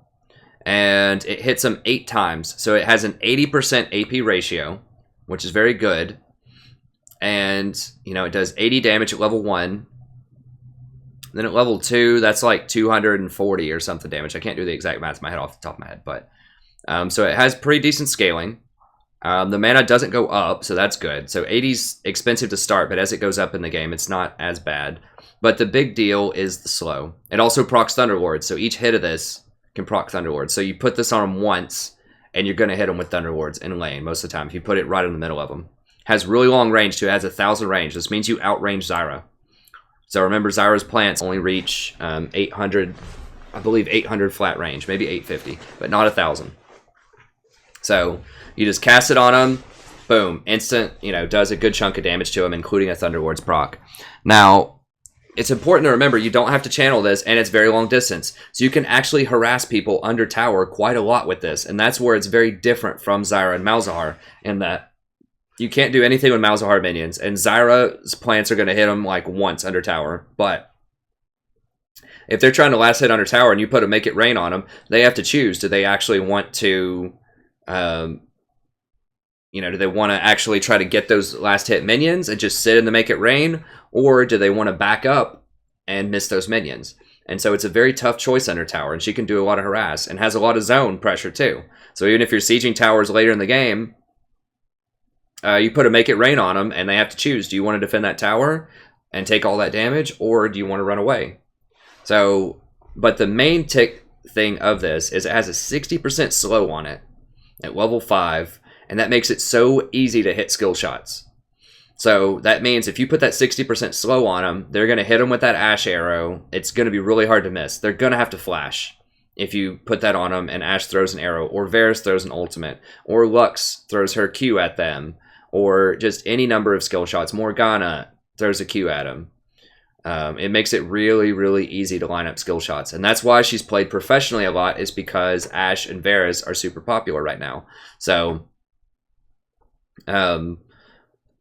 that's why. But I think even in solo queue, even where you're not super coordinated, like most people understand that you can hit skill shots when they do it with that. So, I mean, even something just like throw a Caitlyn Q in there, throw a Jinx Zap in there, throw a Jhin W in there, throw a Sivir Boomerang in there. I mean, almost everybody has some kind of skill shot that they can use with this as a combo. So if you just ping them, just let them know you're about to Make It Rain on them, Make It Rain, walk up. Real easy to hit skill shots. So that's her main attraction, is that she has this point-click slow, and it gets pretty abusive. Once you get your Black Cleaver and your Ionian Boots, that's 30% cooldown reduction. I mean, it's going to be up almost all the time. It channels for 2 seconds, right? And, you know, if you have... It's basically going to have, what, a 30% cool... It's going to have a 7-second cooldown. So it's going to have a 5-second downtime, basically. And you can just keep spamming it. Especially if you get something like a Water Drake. It's obnoxious. So it's very good against Zyra, because Zyra is very squishy and it outranges her. So if she gets hit with, you know, she can't get hit by more than like a couple of Caitlyn Qs, or she's going to have to leave the lane if you Make It Rain on her. Okay, why else is she good? Well, her ultimate is another one. It's a very short cooldown, so it's 120, and it does a lot of damage. So 12 waves of 75% AD, 20% AP. So, you know, 12 waves of, let's say you have 100 AD, which is not very hard to get with her. You know, 12 times 75 is, I mean, it's like 900 damage or something. It's a lot of damage. So 900 damage with a level 1 ult is a lot of damage, obviously, that hits everybody. And they can critically strike. You don't build a lot of critical strike on support Miss Fortune usually just rush Black Cleaver, but that's an option. So end game, if you just have a ton of money, you know, it's like a 50-minute game, you can get an Infinity Edge, and that'll really ramp up your damage quite a lot. So, really good ultimate. Once again, massive range. This is the key to it, is that you can make it rain and bullet time outside of Zyra's ultimate range. So that's why it really crushes Zyra, is that she's very vulnerable, and usually she's the highest range support that can poke. She's higher range than every other major support, and that's why she can abuse them. But Miss Fortune has bigger range than her. And it's just really nice in team fights. It's a lot of AoE damage in team fights from a pretty safe distance. So that's very, very powerful. Strut, also very useful. It's a lot of bonus movement speed. You can run around the map, and movement speed is so important to support because that means you can go ward and get back to lane before your AD carry dies 1v2 in lane. Or you can rotate up to middle and help with a fight. Like, there are so many good uses for Strut. Even if it's just get back to lane so you get experience faster. It's very, very helpful. And you can activate it in combat and just straight run away from people. I mean, a bonus movement speed of 80, not a lot of people are going to catch you when you do that. So, it's quite powerful. And you get bonus attack speed, which is nice, especially for taking towers. This is another reason Miss Fortune is good, because you're building AD, which means you take towers a lot faster than most other supports. So if they run out of lane and you just cast your Strut here, you know, 100% extra attack speed, and you're actually building AD so you take towers quicker, she's really, really good at taking towers. So she can zone people off of towers, and then once they leave, she can send them out of the lane with her poke. Once they leave, you take the towers really quickly. So she's excellent in a tower-taking meta.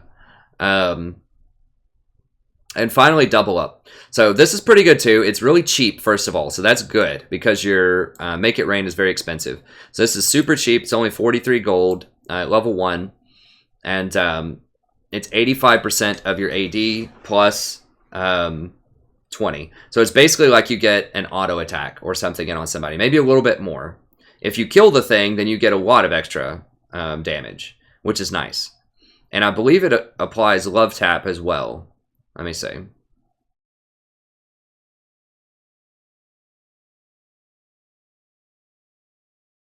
So Miss Fortune hits an enemy unit. Target of her previous, she will deal whatever physical damage. Does this apply Love Tap? I can't remember. Applying on-hit effects, which seems like it's Love Tap. So yeah, it can apply Love Tap to him. 50 to 100 based on level. I'll have to look that up. I'm not 100%. But I believe Love Tap would apply to people with this. Now, what's the not the target of her previous one? Okay, so that's a lot of extra damage. So that's 50 damage plus your normal attacks. This is why she hits like a truck if she doubles you up, because she's basically doing, you know, 150 damage to you for 43. Well, maybe not that much, but she does a lot of damage off of it. And once again, it has massive range. So you can hit 650 for the shot, and then when it bounces, it's 500 bounce. So you can hit someone from like 1150 range away.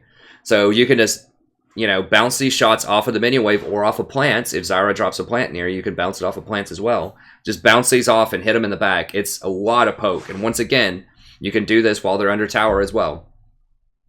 So lots and lots of harass, especially under tower. Great move speed, excellent free positioning. She takes towers very quickly. She synergizes very well with anyone that has a skill shot with the slow. And she has an ultimate that channels, does a ton of damage, and has really nice utility if you get a Black Cleaver, because it's going to shred 35% of all armor. Which, once again, if you're running 3 armor three, you know, AD champions, then that can help. Now, yes, she is AD herself, so that's going to suck when they build a lot of armor too, but at least you can shred the armor for your allies if they're not going to get Black Cleaver. Although if you're running 3 AD champs, there's a good chance at least one of them's going to get Black Cleaver. So, anyways, she's specifically a very good counter pick to Zyra, but she's good in a lot of circumstances. So I have a lot more respect for Miss Fortune than I initially did. So I think she's quite good. Maybe S-class worthy.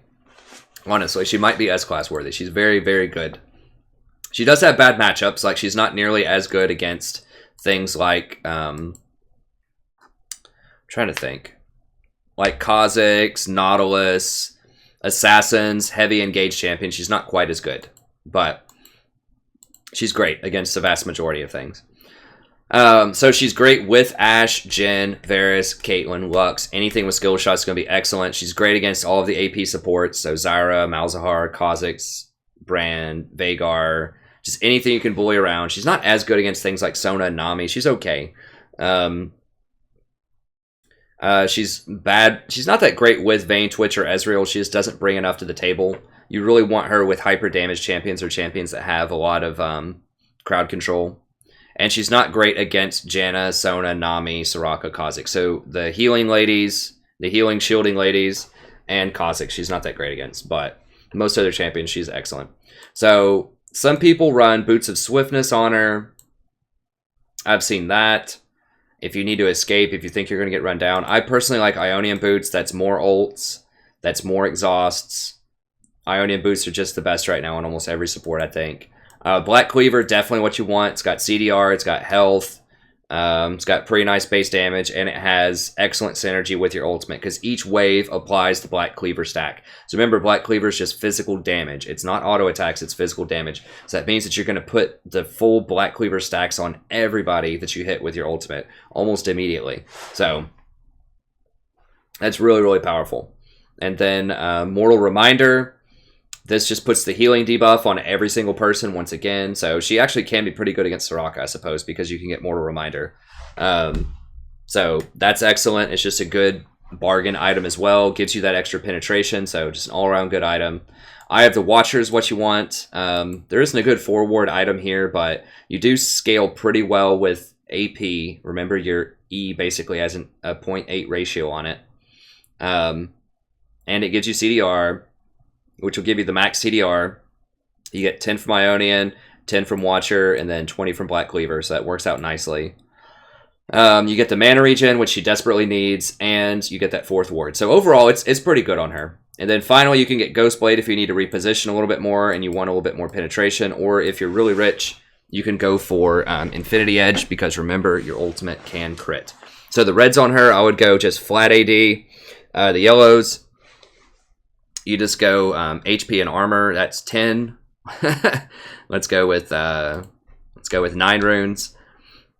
You just want flat AP with your blues, because remember, flat AP is really good on her, especially early on. And then your quints, flat AP plus armor. So that's going to give you somewhere around 20, maybe a little bit more ability power, like 20 to 24 ability power, which is going to mean your level 1 Make It Rain, if they sit in it all the way, you know, is going to be doing like 90 damage, not including a Thunderlord's procs. That's pretty good. You always want Thunderlords. And I think you would just want to, I don't know, you can either go the damage route, the ferocity, or you can go the survival route. Very similar to how you would build Zyra, depending on if you think it's going to be a tough lane or not. If it's a tough lane, you can go for the move speed and the health. On the right tree, you can go on the left tree and get the, you know, attack damage buffs if you think it's going to be a pushover lane like Thresh or Braum. Okay. So Miss Fortune, a lot more respect in my eyes. I'm going to probably be playing her a lot more. I really like her. I think she's good. I'm not quite sure, like I said, if she's as good as Janna, Nautilus, and Lulu, but maybe she is.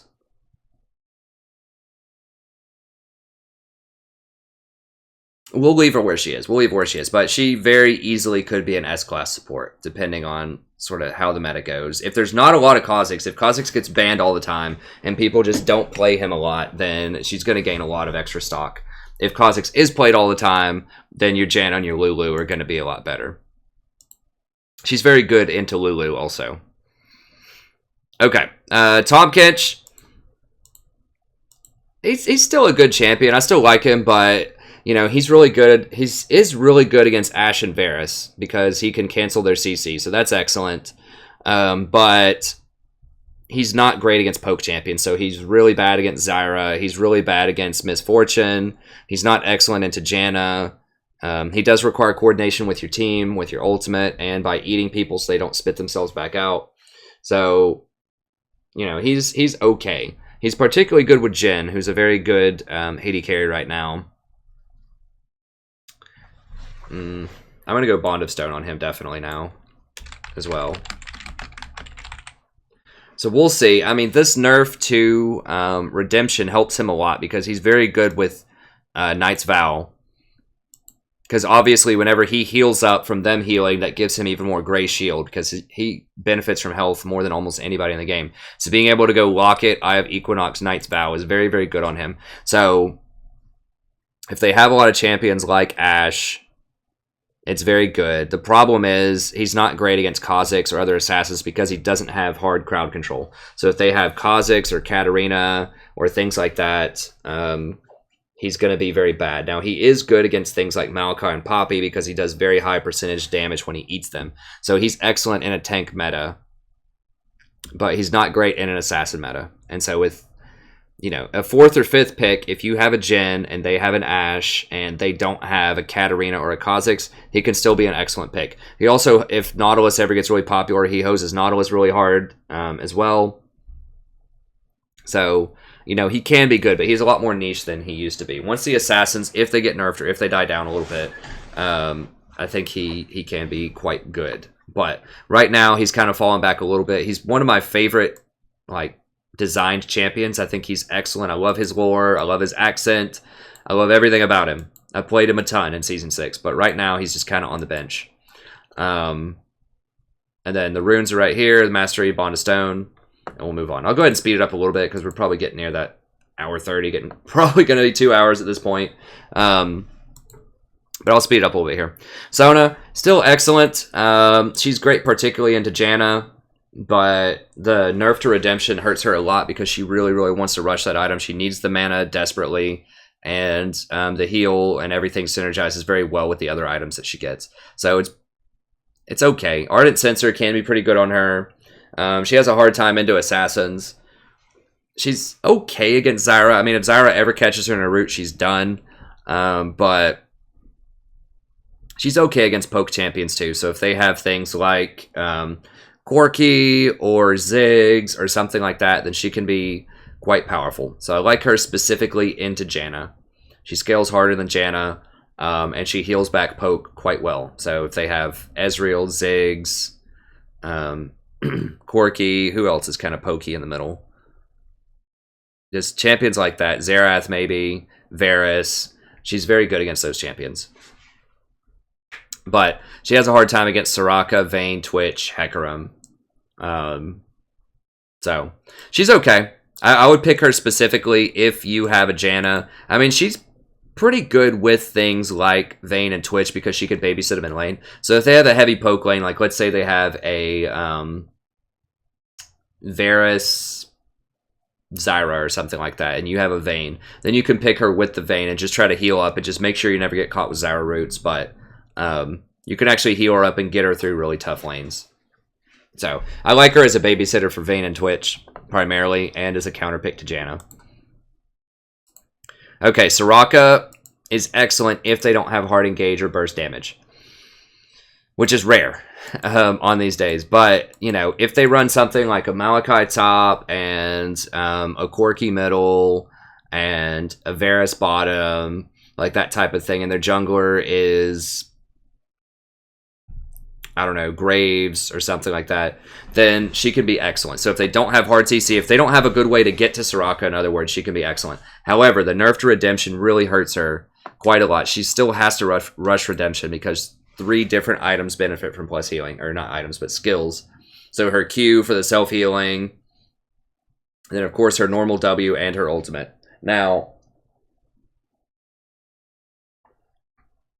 a lot of people will build that healing debuff stuff. So, you know, Morellonomicon, everybody gets that mid lane, even if they don't need the healing debuff, because that's just the most efficient item. And so that's going to hurt her a lot that everyone gets it. Like, they don't even have to go out of their way. They just normally get the healing debuff item. So that hurts her quite a bit. But she can be quite strong. The buff to Ardent Sensor definitely helps her out. Redemption can be good later in the game. So overall, I think she can be quite powerful if they have a lot of poke and they don't have a lot of all-in. So you're just going to have to decide that on your own. I think she's a 4th or 5th pick, and you just kind of scout it out and you see, okay, they don't have a lot of engage. They have a Sejuani jungle or an Amumu jungle. Their damage overall is pretty low, and we have something like a Vayne or a Twitch on our team. So She can be quite good. She has a hard time making plays, so she can't really CC people, and her rotations aren't really that brutal.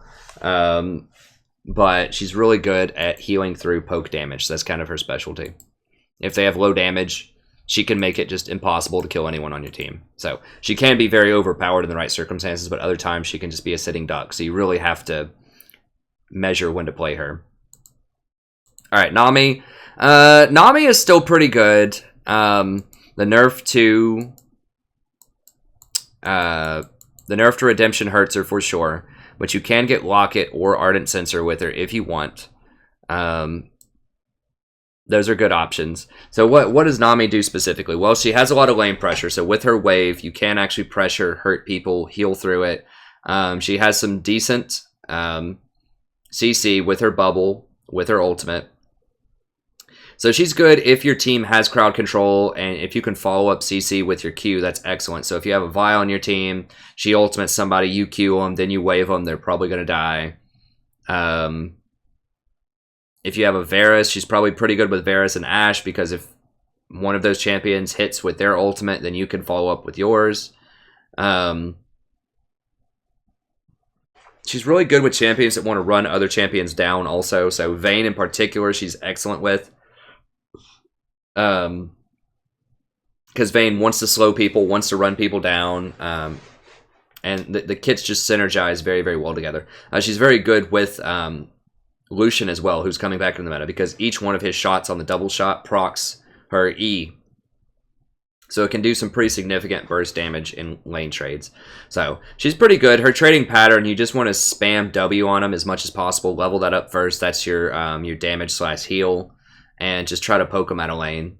So she's pretty good. She's a great babysitter. So I would recommend her mostly if you have a Vayne or a Twitch on your team, if you just want to babysit him in lane. She's excellent with Twitch too, because whenever he opens up from invisibility with his ultimate, then you want to be able to put that slow as much as possible on people just so they don't run out of it. So that's something that she can do very well. So she's excellent. I think sometimes she's overshadowed by some of the higher tier picks, but overall she can still be quite good. Her ultimate is also quite good for stopping these long range channel people. So, you know, if Jin's trying to channel his ult from long range, or if Xerath's trying to channel his ult from long range, then her wave can knock them out of that after a little bit. So that's got some pretty good utility in certain matchups. Okay, finally, and I'll go faster through these. The B class support. So these can be good picks, but I think they're outclassed by some of these higher tier picks up here. So Vel'Koz, I've been trying him out a little bit. I've been looking for champions that could be good against Zyra other than MF. Vel'Koz does have longer range. It's harder to hit his harass, and his ultimate, unless you proc the true damage on it, can be pretty lackluster. Like, it seems like it's a lot of damage, but it's kind of hard to control against fast-moving champions, and people will often run out of it. So, and he has the same problem as Malzahar, where you have to channel it, and so it makes you vulnerable. So I've done okay with him. I think I've won both times I've played him. I think so. I think I'm 2-0 with him. But I played one, I think once in ranked and once in a normal. So he's okay. He's okay. But I would still rather have Zyra in most situations. And if I'm against Zyra, I would probably rather have Misfortune. Okay. Veigar is another one. That stun is quite nice if you can time it right in team fights. He obviously has a bunch of damage, but he just feels a little lackluster. Like, he does have a lot of damage, and the stun is very nice. Maybe I need to just practice him more. But if there's a champion that can't dash or like flash out of his stun, then I think that can be pretty good. He's another champion where he's kind of like Malzahar. If they get Quicksilver Sash, it's going to be a massive problem, because they just Quicksilver Sash out of his ultimate, and then he just really can't, or out of his basically his ultimate, his stun. Then he's not really going to be able to do a lot. Brand is okay. I hear people talk about Brand, asking me if I'll play Brand a lot more, and that type of thing. I just feel like Zyra is just head and shoulders way, way better than Brand. One of Brand's major problems is he's very close range, so you have to hit the E in order to have a better chance to hit his Q. If you can consistently hit W plus Q on people, then you should play Brand. I mean, he's amazing. But that's hitting 2 consecutive skill shots. And it's pretty hard to do. I mean, E is not a skill shot, so that's why most people try to set up. You do the E to put the fire on them, and then you just hit one skill shot with your Q. And then after you hit them with the Q, then of course you W, ult them, boom, they're probably dead.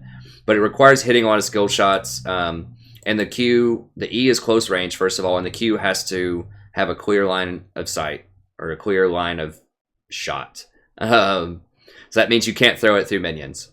So that's a huge liability, whereas Zyra can throw it through minions. So he's okay. I just feel like if I would ever want to play him, I want to play Zyra. But if Zyra's like banned or something, and you just want a good AP support, then Bran might be a decent option there. He does have good poke in lane if you land your W a lot, but his spells are pretty expensive, when I recall. Let me see his costs. If you get a Water Drake, that's amazing.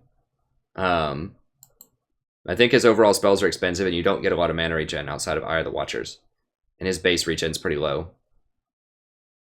He does decent, you know, percentage health damage, so he's okay against things like tanks. You would get Deathfire Touch on him because he does percentage base damage, so you would not get Thunderlords on him.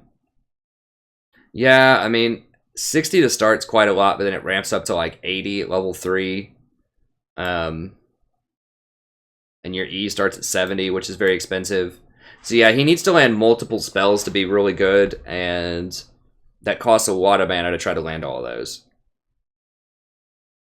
So, very low cooldown on his ult though, so that's nice. So, I mean, he can be powerful. He's just a huge mana hog early, and you're not going to be able to get things like Forbidden Idol for more mana. You're going to have to, you know, go for your standard Rylai's into Leon trees with him, because you need that slow badly. So you can E someone, they're slowed, and then you can. It makes it a lot easier to hit the Q.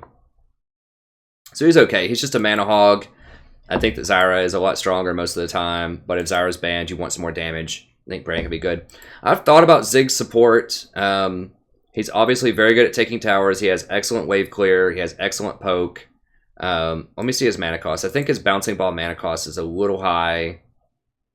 You would want to rush Morella Nomicons on him, unlike most other supports that want to get Leandri's AP supports, because he really needs that mana, which means his build's slightly more expensive. But once you get last chapter, I think you can harass more in lane and be okay. It's not that bad. It's okay. That's pretty good damage. Yes, I mean, if they don't have a lot of assassins, so they don't have a jungler who's a threat, maybe if you're against a Zyra, he might be good against Zyra because he has more range than she does. With the bouncing bombs, the satchel charge is pretty nice. Obviously, it has great wave clear and zoning with this. I wish it wasn't a 16-second cooldown. That would be cool if it scaled with level down to like 10 seconds or something. I think maybe it used to do that, and they're just like, that's too abusive. Which they're probably right. And then this has a pretty low cooldown. So, I mean, he's okay.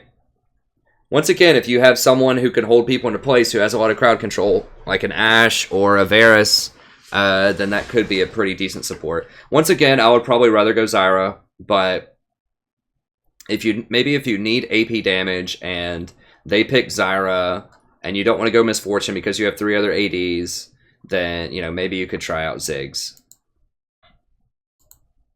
So he could be okay. Karma, I've tried Karma. I really just don't like her. I have people ask me all the time to play her. She's been nerfed a lot in the last couple of patches. She's great in competitive play. And someone called me out on this last stream, so I just want to clarify this. Karma's shield is much worse than Janna and Lulu's shield. Okay, a lot of people don't understand that, but I'm going to show you real quickly like what's up with that. Maybe I'll show you. Okay, here we go. Alright. So Lulu's base shield is 640. Or, sorry, not 640, 240. The 640 shield would be interesting. The 240 base, so is Janna's. Alright, these are the two premier shielders in the game. They both have 240. Alright? They're both the same cooldown. They're both 10-second cooldown. Now, she has higher scaling. She has 70% AP scaling, and Lulu only had 60, but you don't get a lot of AP on these champions, at least usually, so it's fine.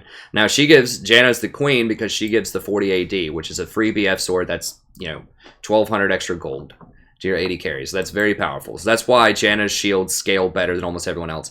With Lulu, you get picks on them you know, which means they can deal a little bit more damage when they attack, but it's not going to be nearly as much as this 40 AD is going to do. But with Lulu's shield, you can also use it as harassment in lane. So it has more versatility, so you pay for that versatility by not being as strong of a pure shielder as Janna. However, let's go look at Karma really quickly. Where is she? There we go. Okay.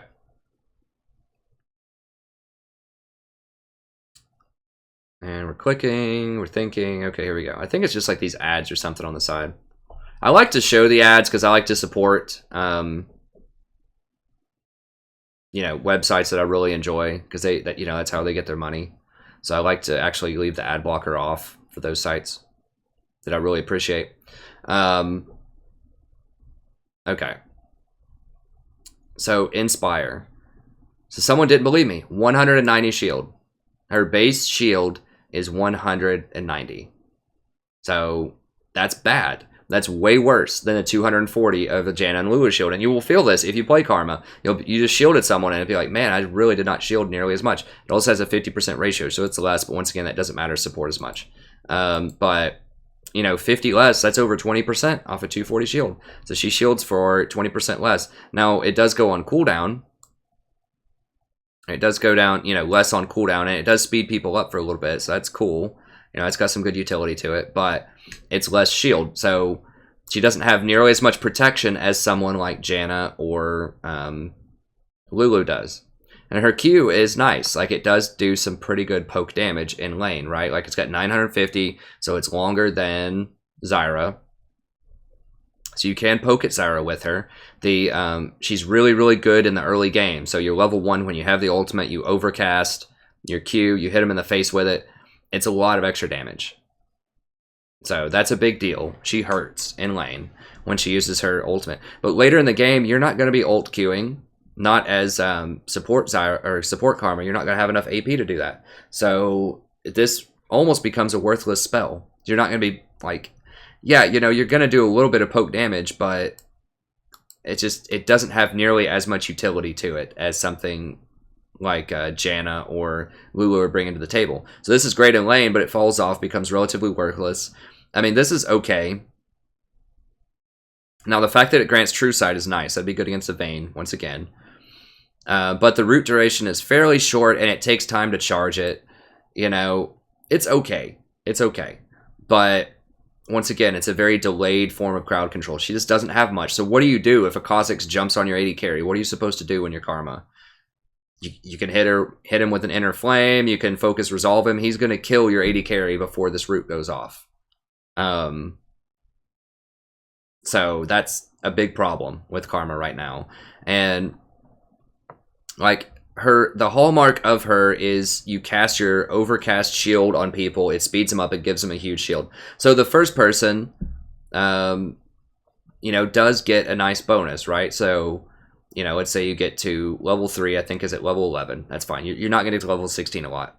So you get 150 extra shield. Okay, that's good. So you get 340 shield. That is a big shield. But the other people around you only get half of that.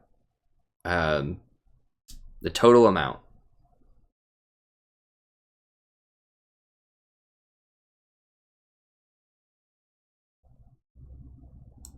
Okay, so Inspire increases the target shielding, and says 50% of the total amount.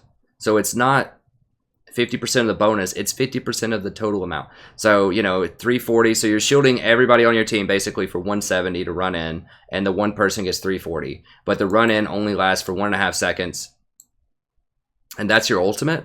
So you get to shield people for 170, and give them a speed up for 1.5 seconds. You get to shield one person for 340.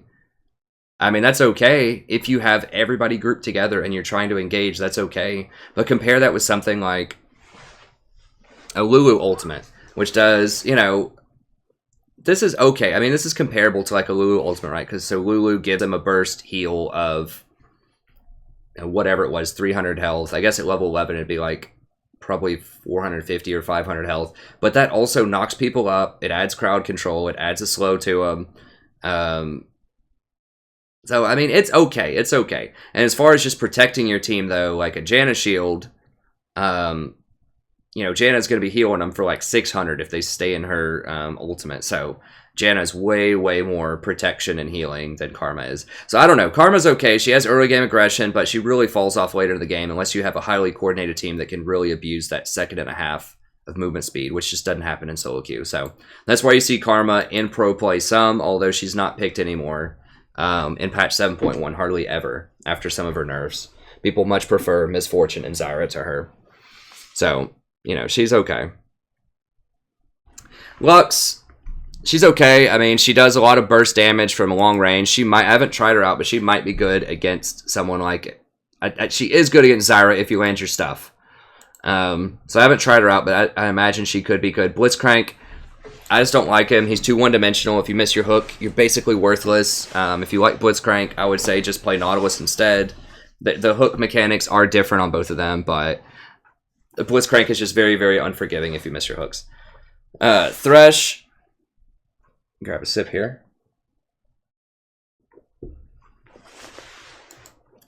Thresh is basically made of paper. I get asked this all the time. How are we looking on time? We should be able to get it done in about 2 hours. I get asked all the time, well, why don't you play Thresh? Why don't you love Thresh? Thresh. Well, I do love Thresh. I played him in the past. He's awesome, but they've nerfed him into the ground. Riot deliberately... I mean, they didn't come out and say this, I don't guess, but they're pretty much like, look, Thresh has been the top support for 4 years. We're going to make sure no one plays him for at least a year or two. And that's basically what they've done. So, look at this. 16 base armor. This is the lowest base armor in the game by far. Now, people will say things like, oh, well, you know, he gets extra armor off of his souls. Yeah, he does. But if you look at it mathematically, he has to get somewhere around 100 souls to even equal the same number of armor that Nautilus gets per level for free without having to risk anything by getting those souls. And Nautilus gets magic resist per level up to 52. So Nautilus is way, way tankier than Thresh. I mean, Janna's tankier than Thresh in lane. I mean, the guy looks like he should be tanky, but he's made of paper. He's like the squishiest champion in the game. I swear to God, he's a squishy. Like, no items. He's so squishy. Like, he does have higher base health, which is nice, but he's extremely squishy, especially for a tank, especially for someone who needs to get in there and actually fight. So, if you've ever tried to play Thresh and you're wondering, man, I just hooked this person and went all in at level 2, and I just felt like I just got obliterated. Well, it's because you don't have any armor or resistances.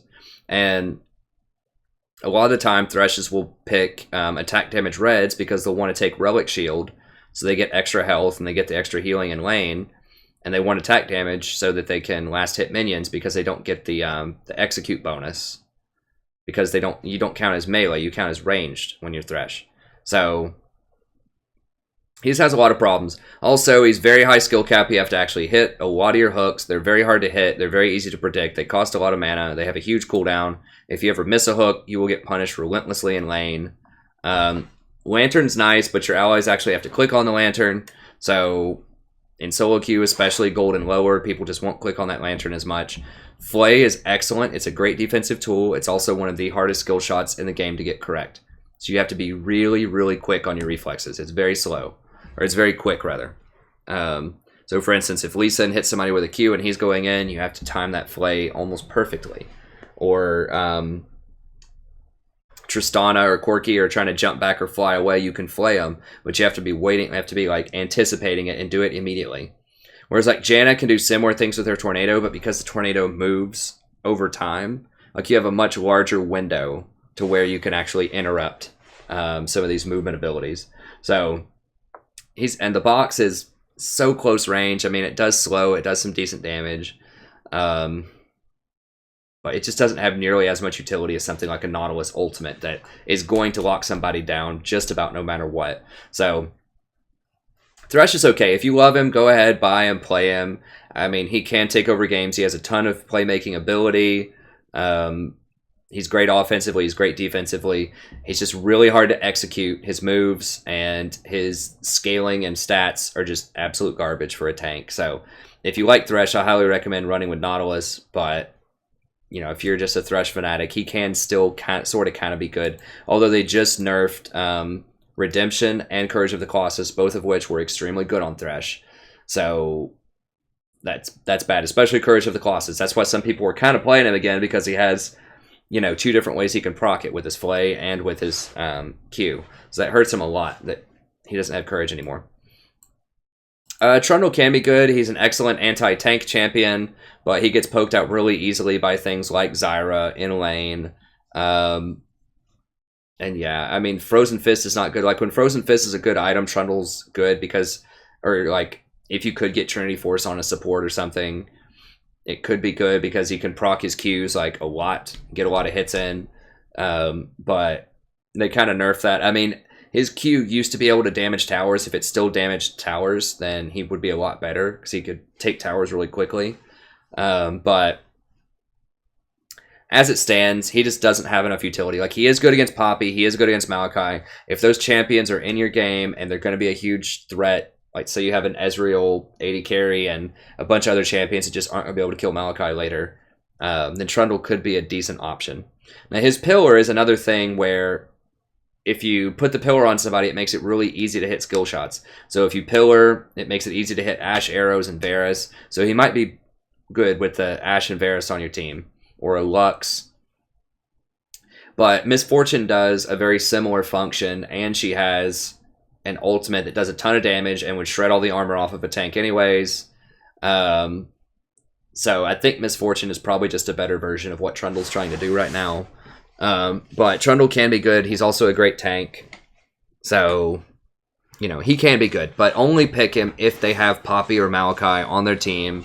And probably if you have an Ashe or a Varus on your team and you want to set up those CCs, then he might be good. But as of right now, he just gets poked out a bit too hard in lane, I think. Morgana's okay. I don't know. I mean, she's very good against Malzahar. So if you have a Malzahar, if you're against a Malzahar and you don't want to play Zyra or Misfortune, you prefer Morgana. Morgana's Black Shield is a very secure way to cancel a Malzahar ult, so that's good. She does have a great initiate if you land her Q. Just don't spam her Q too much, because if it's on cooldown and the enemy team recognizes that, they're going to go really aggressive on you, and you can't really do a lot about it. Her W is basically a wasted ability. It procs Thunderlords, it procs the Spell Thief's Edge, that's about it. Her ultimate's okay, but it's just too slow to kill something like a Kha'Zix. By the time your ultimate gets its stun off, he's probably going to have already killed your AD carry. Black Shield's not going to save him from Kha'Zix. It's not going to save him from Graves. It's not going to save him from Rengar. So that's the problem with Morgana, is yes, the Spell Shield is nice against some champions, but it's really not good against AD high burst champions, which is exactly what you're going to see a lot out of the jungle right now. Alistar, I just wouldn't play him, honestly. He's okay, I guess, but Nautilus just does everything that he wants to do better. Nautilus has more CC, Nautilus is tankier, Nautilus has better wave clear, better lane presence. I mean, I guess if you have something like a Yasuo on your team, but even then, Nautilus's ult still knocks people up. So there's just really no reason to play Alistar right now. Like, in the past, Alistar was good because he was a sustained tank in lane, so he wouldn't get poked out. So if you were against Zyra or something in the past, you could heal through her plants, and then you would have your all-in engage, and he was so great at tower diving because he got, at level 6, he got 70% damage mitigation, so he was the dive king. So you could just straight up dive hardcore with your jungler at level 6, and the tower would never kill you. You know, you would tank 6 tower shots and be fine. But because they lowered his ultimate, now you can actually die to towers a lot easier. And you don't heal nearly as much in lane. It's not nearly as reliable. And you don't have as much crowd control. They took away 30% of his crowd control, which is his whole identity, his WQ combo. So yeah, he has that other little thing. They need to buff that. Like, if they buff that to where if he got 2 or 3 stacks, he got a stun, then it would be worth it. But 5 stacks takes forever. It's like 2.5 seconds where you have to run around and chase this person before you can stun him. I just wouldn't pick him. Like, he can be okay, but just trust me. If you want to win, just do Nautilus. If you want to play Alistar, he's better in most situations. Zilean can be okay. He gets poked out and blown up in lane against anything, pretty much. Like, he's decent against assassins because you can do your little ultimate on them and save them, but just play Lulu. I mean, Lulu has great poke in lane too. She saves people, but she has a lot more utility than Zilean does. She also speeds people up. Zilean can speed people up. Now, Zilean can slow people down, which is huge. I mean, if you have an Ashe or a Varus on your team and you slow the enemy person down by 99% for 2.5 seconds makes it real easy to hit that ability. So he can be really good. I just haven't had a lot of success with him because he can just get murdered in lane. If you're really good with hitting those double bombs, then, you know, maybe consider him. He might be okay, but I don't know. In general, I just rather play Lulu most of the time if I'm playing Zilean. Smart teams can play around your ultimate too, so they can just not kill you or the person that you ulted. They can not kill them and just wait and then kill them. Whereas with Lulu, they're getting the bonus no matter what. So I don't know. He's okay, but like I said, I'd recommend Lulu for most cases where you'd want to play him. Braum and Leona, they're both okay. They're just really far out of the meta. Braum is very good if there's a lot of ranged auto attackers that are trying to hit you with things, but right now, I mean, he's okay against Graves, I guess. If they have a Graves on their team, he's really good against an Ashe Arrow and a Varus as well, a Varus ult. So maybe he needs to come back into play. We'll see. I just feel like he just gets bullied out of lane really hard most of the time. Like, Zyra just completely destroys him. I don't know. He just feels very clumsy and just pretty weak, honestly. I wouldn't run him right now. I mean, if you have a Lucian on your team, he's very, very good with Lucian, because if you land that freeze on him, each one of Lucian's shots procs, you know, one of the things towards getting that stun. So Lucian can attack, dash in, double attack one more time, and they're going to proc. So it can be okay, but in general, he just doesn't do enough. He's very good at grouped up team fighting later on, and that just doesn't happen nearly as much as it should in solo queue. Leona can be good. The problem is she has no reverse gear, and if you get counter ganked, and people like to gank bottom a lot these days, so if you get counter ganked, it's a huge deal. If you're very far ahead with Leona, then she can completely dominate, take over a game. But she's real easy to gank. She's real easy to counter gank. A lot of popular champions are pretty good against her, and she doesn't have a lot of presence if you're pushed up under tower, so you can't harass or go all in if they're close to their tower. And most people push in solo queue, so I don't know. She's okay. She's okay, but I just think there are better choices like Nautilus. These are okay, but they're often underpowered. Skarner, I played with him a little bit in the past. He's fun. He was interesting. I think Malzahar is a better version of Skarner. I think they both get wrecked by Quicksilver Sash. But, you know, if you need a tank, he's some really fast, hard engage. He is excellent against Kha'Zix if he doesn't get QSS. Because he's tanky enough to survive some Kha'Zix stuff. You can stun him with your E, and you can ult him and pull him back into your team, or pull him under tower or something. So he's excellent into Kha'Zix. He's pretty good into Rengar, but Rengar can ultimate out of it now that they changed him around in the preseason. I played him, I think, at the end of last season when Malzahar didn't really have the buffs that he currently has. Malzahar wasn't really an option back then. So he's okay. If you want to see it, I do have a few videos on my channel with Skarner, but I think in general, he's just maybe against Kha'Zix. If you need a tank and you're going to have a pushover lane, you're against a Janna or something in lane, maybe against Kha'Zix. But I feel like there just has to be better options, probably like Lulu. Annie's okay. She's just very close range. Her damage burst at level 6 is not really that much higher than something like a Zyra, and it's much more close range, and she has no poke early on in lane. She's just going to sit there and eat harassment from another good support. So, you know, I just wouldn't recommend Annie right now. Zyra's just too strong. I mean, maybe if Zyra's banned and you really want that flash all-in ultimate, I'd rather play Veigar, honestly, to Annie most of the time. Or maybe Brand. But yeah, Annie is viable, sort of, but she's just really far down the list. Nasus is okay against like attack speed champions. That wither's pretty good. You can ultimate. You know, if you get Targon's Brace, you can actually stack your Q in lane and get some damage on it. He just feels like he just doesn't do enough. I mean, the armor shred is really nice. Like doing flat 40 armor shred with your E if you max up your Spirit Fire. But I don't know. He's just kind of clumsy. Like, his kit is okay for supporting, but it has a lot of problems. So once again, maybe if you're against a pushover lane, you know, you're against a Thresh or a Janna or something like that, you could run Nasus if they're running like a Vayne, for example.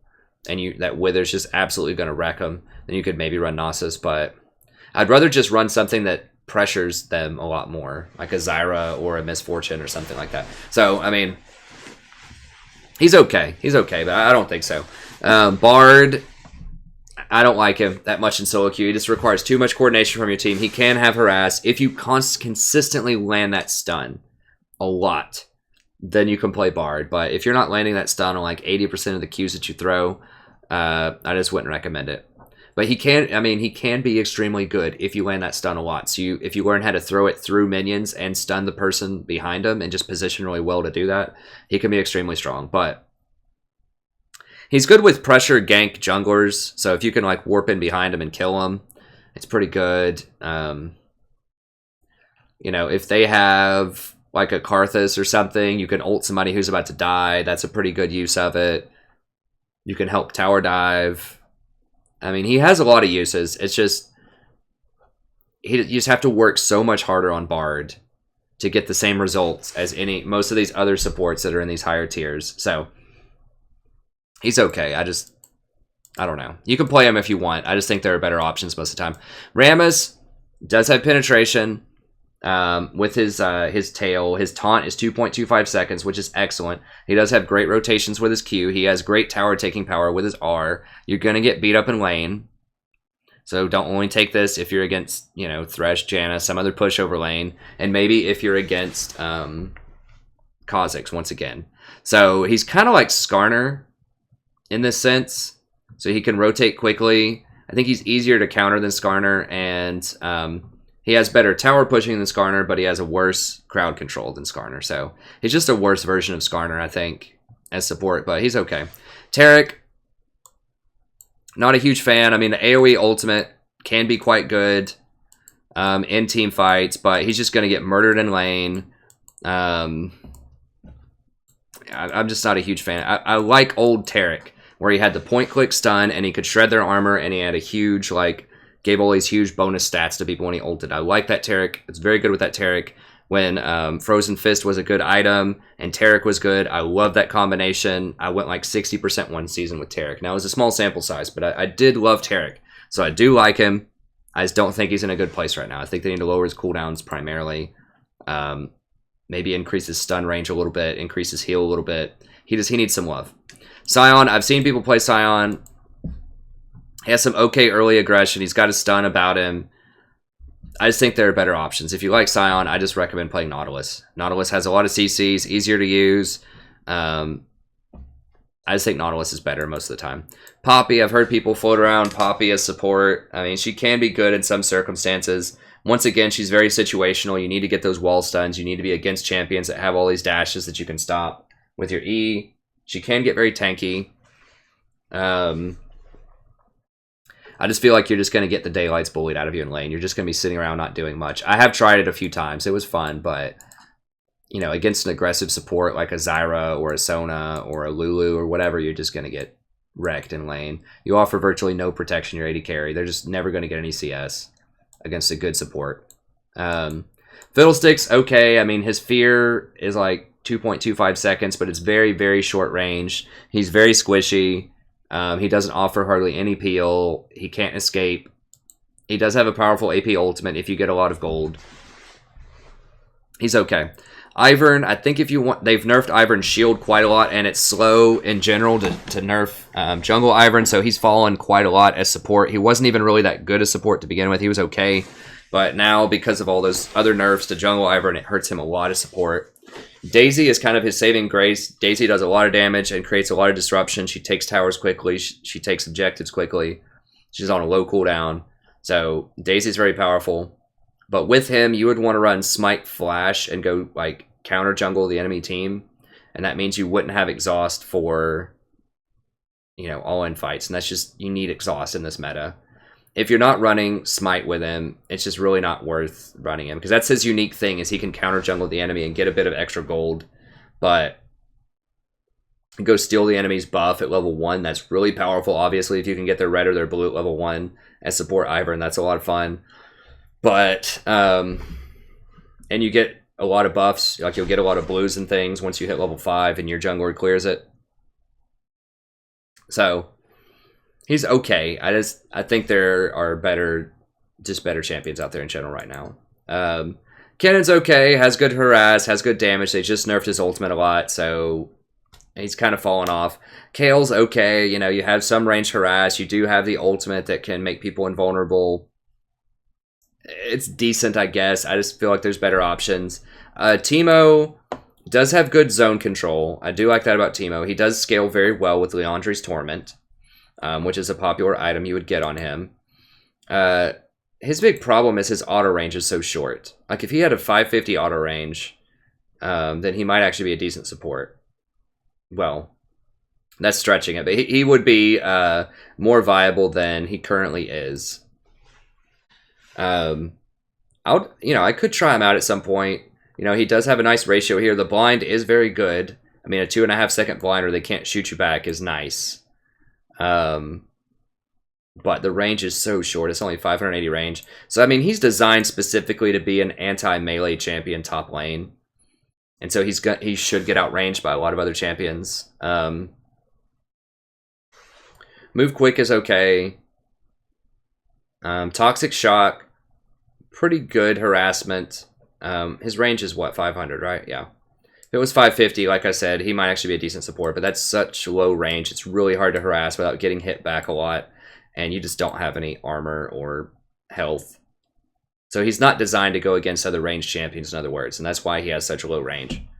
But if he did have 550 range, he could be a decent support, because he'd have nice harass, good zone control with the noxious traps. So he still has that. If you get Liandry's Torment, and you can set up a bunch of Teemo shrooms around an area like a dragon or a baron, you bait it. As soon as they walk in, they get hit by the shrooms, they get slowed, then they can get hit by an Ash Arrow, a Varus, a Lux Q. It sets up all kinds of things. So it's kind of like a worse version of Misfortune, right? So Misfortune can do that on command. Just point, click, they're slowed, hit them. Whereas with Teemo shrooms, they have to walk through it. Now this deals more damage, sort of. I mean, Misfortune can just crack her ult, though, and deal way more damage than these traps if someone gets caught in her slow. So I don't know. He's okay. I just think he gets outclassed by Misfortune specifically, if you're looking for that kind of thing. For zone control and just setting up picks. Or Trundle. But he's alright. Do it in normal, so don't do that in ranked. Taliyah, I haven't tried it. She has really long cooldown on her ult. She has some poke.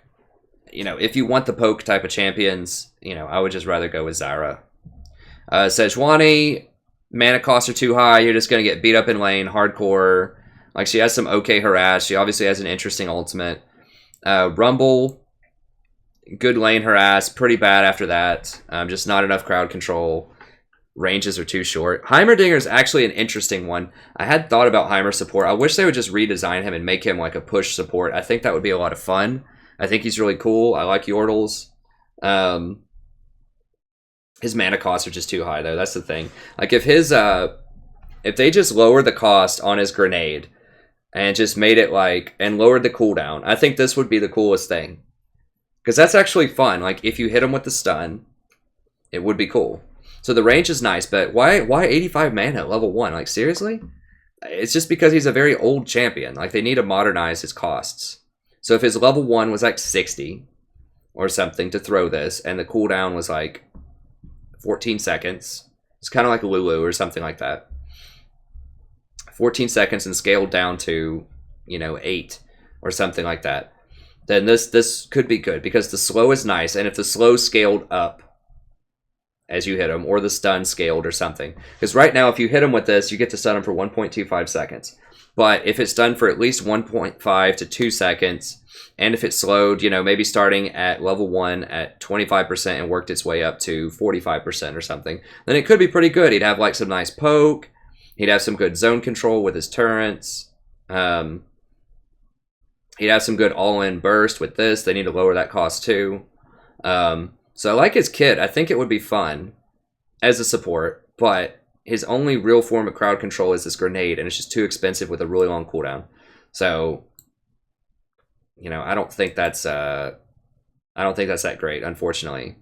I mean, in a like a rosy, beautiful scenario, he could be awesome, right? So if you hit him with the stun, if you're just a Grandmaster Heimerdinger player, you hit him with the stun, and then you overcast these rockets on him and hit him with every single rocket right in their face. You know, he could one-shot people pretty easily once he gets some penetration. But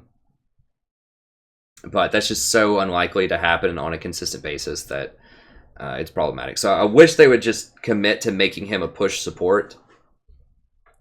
And I think he would be a lot of fun.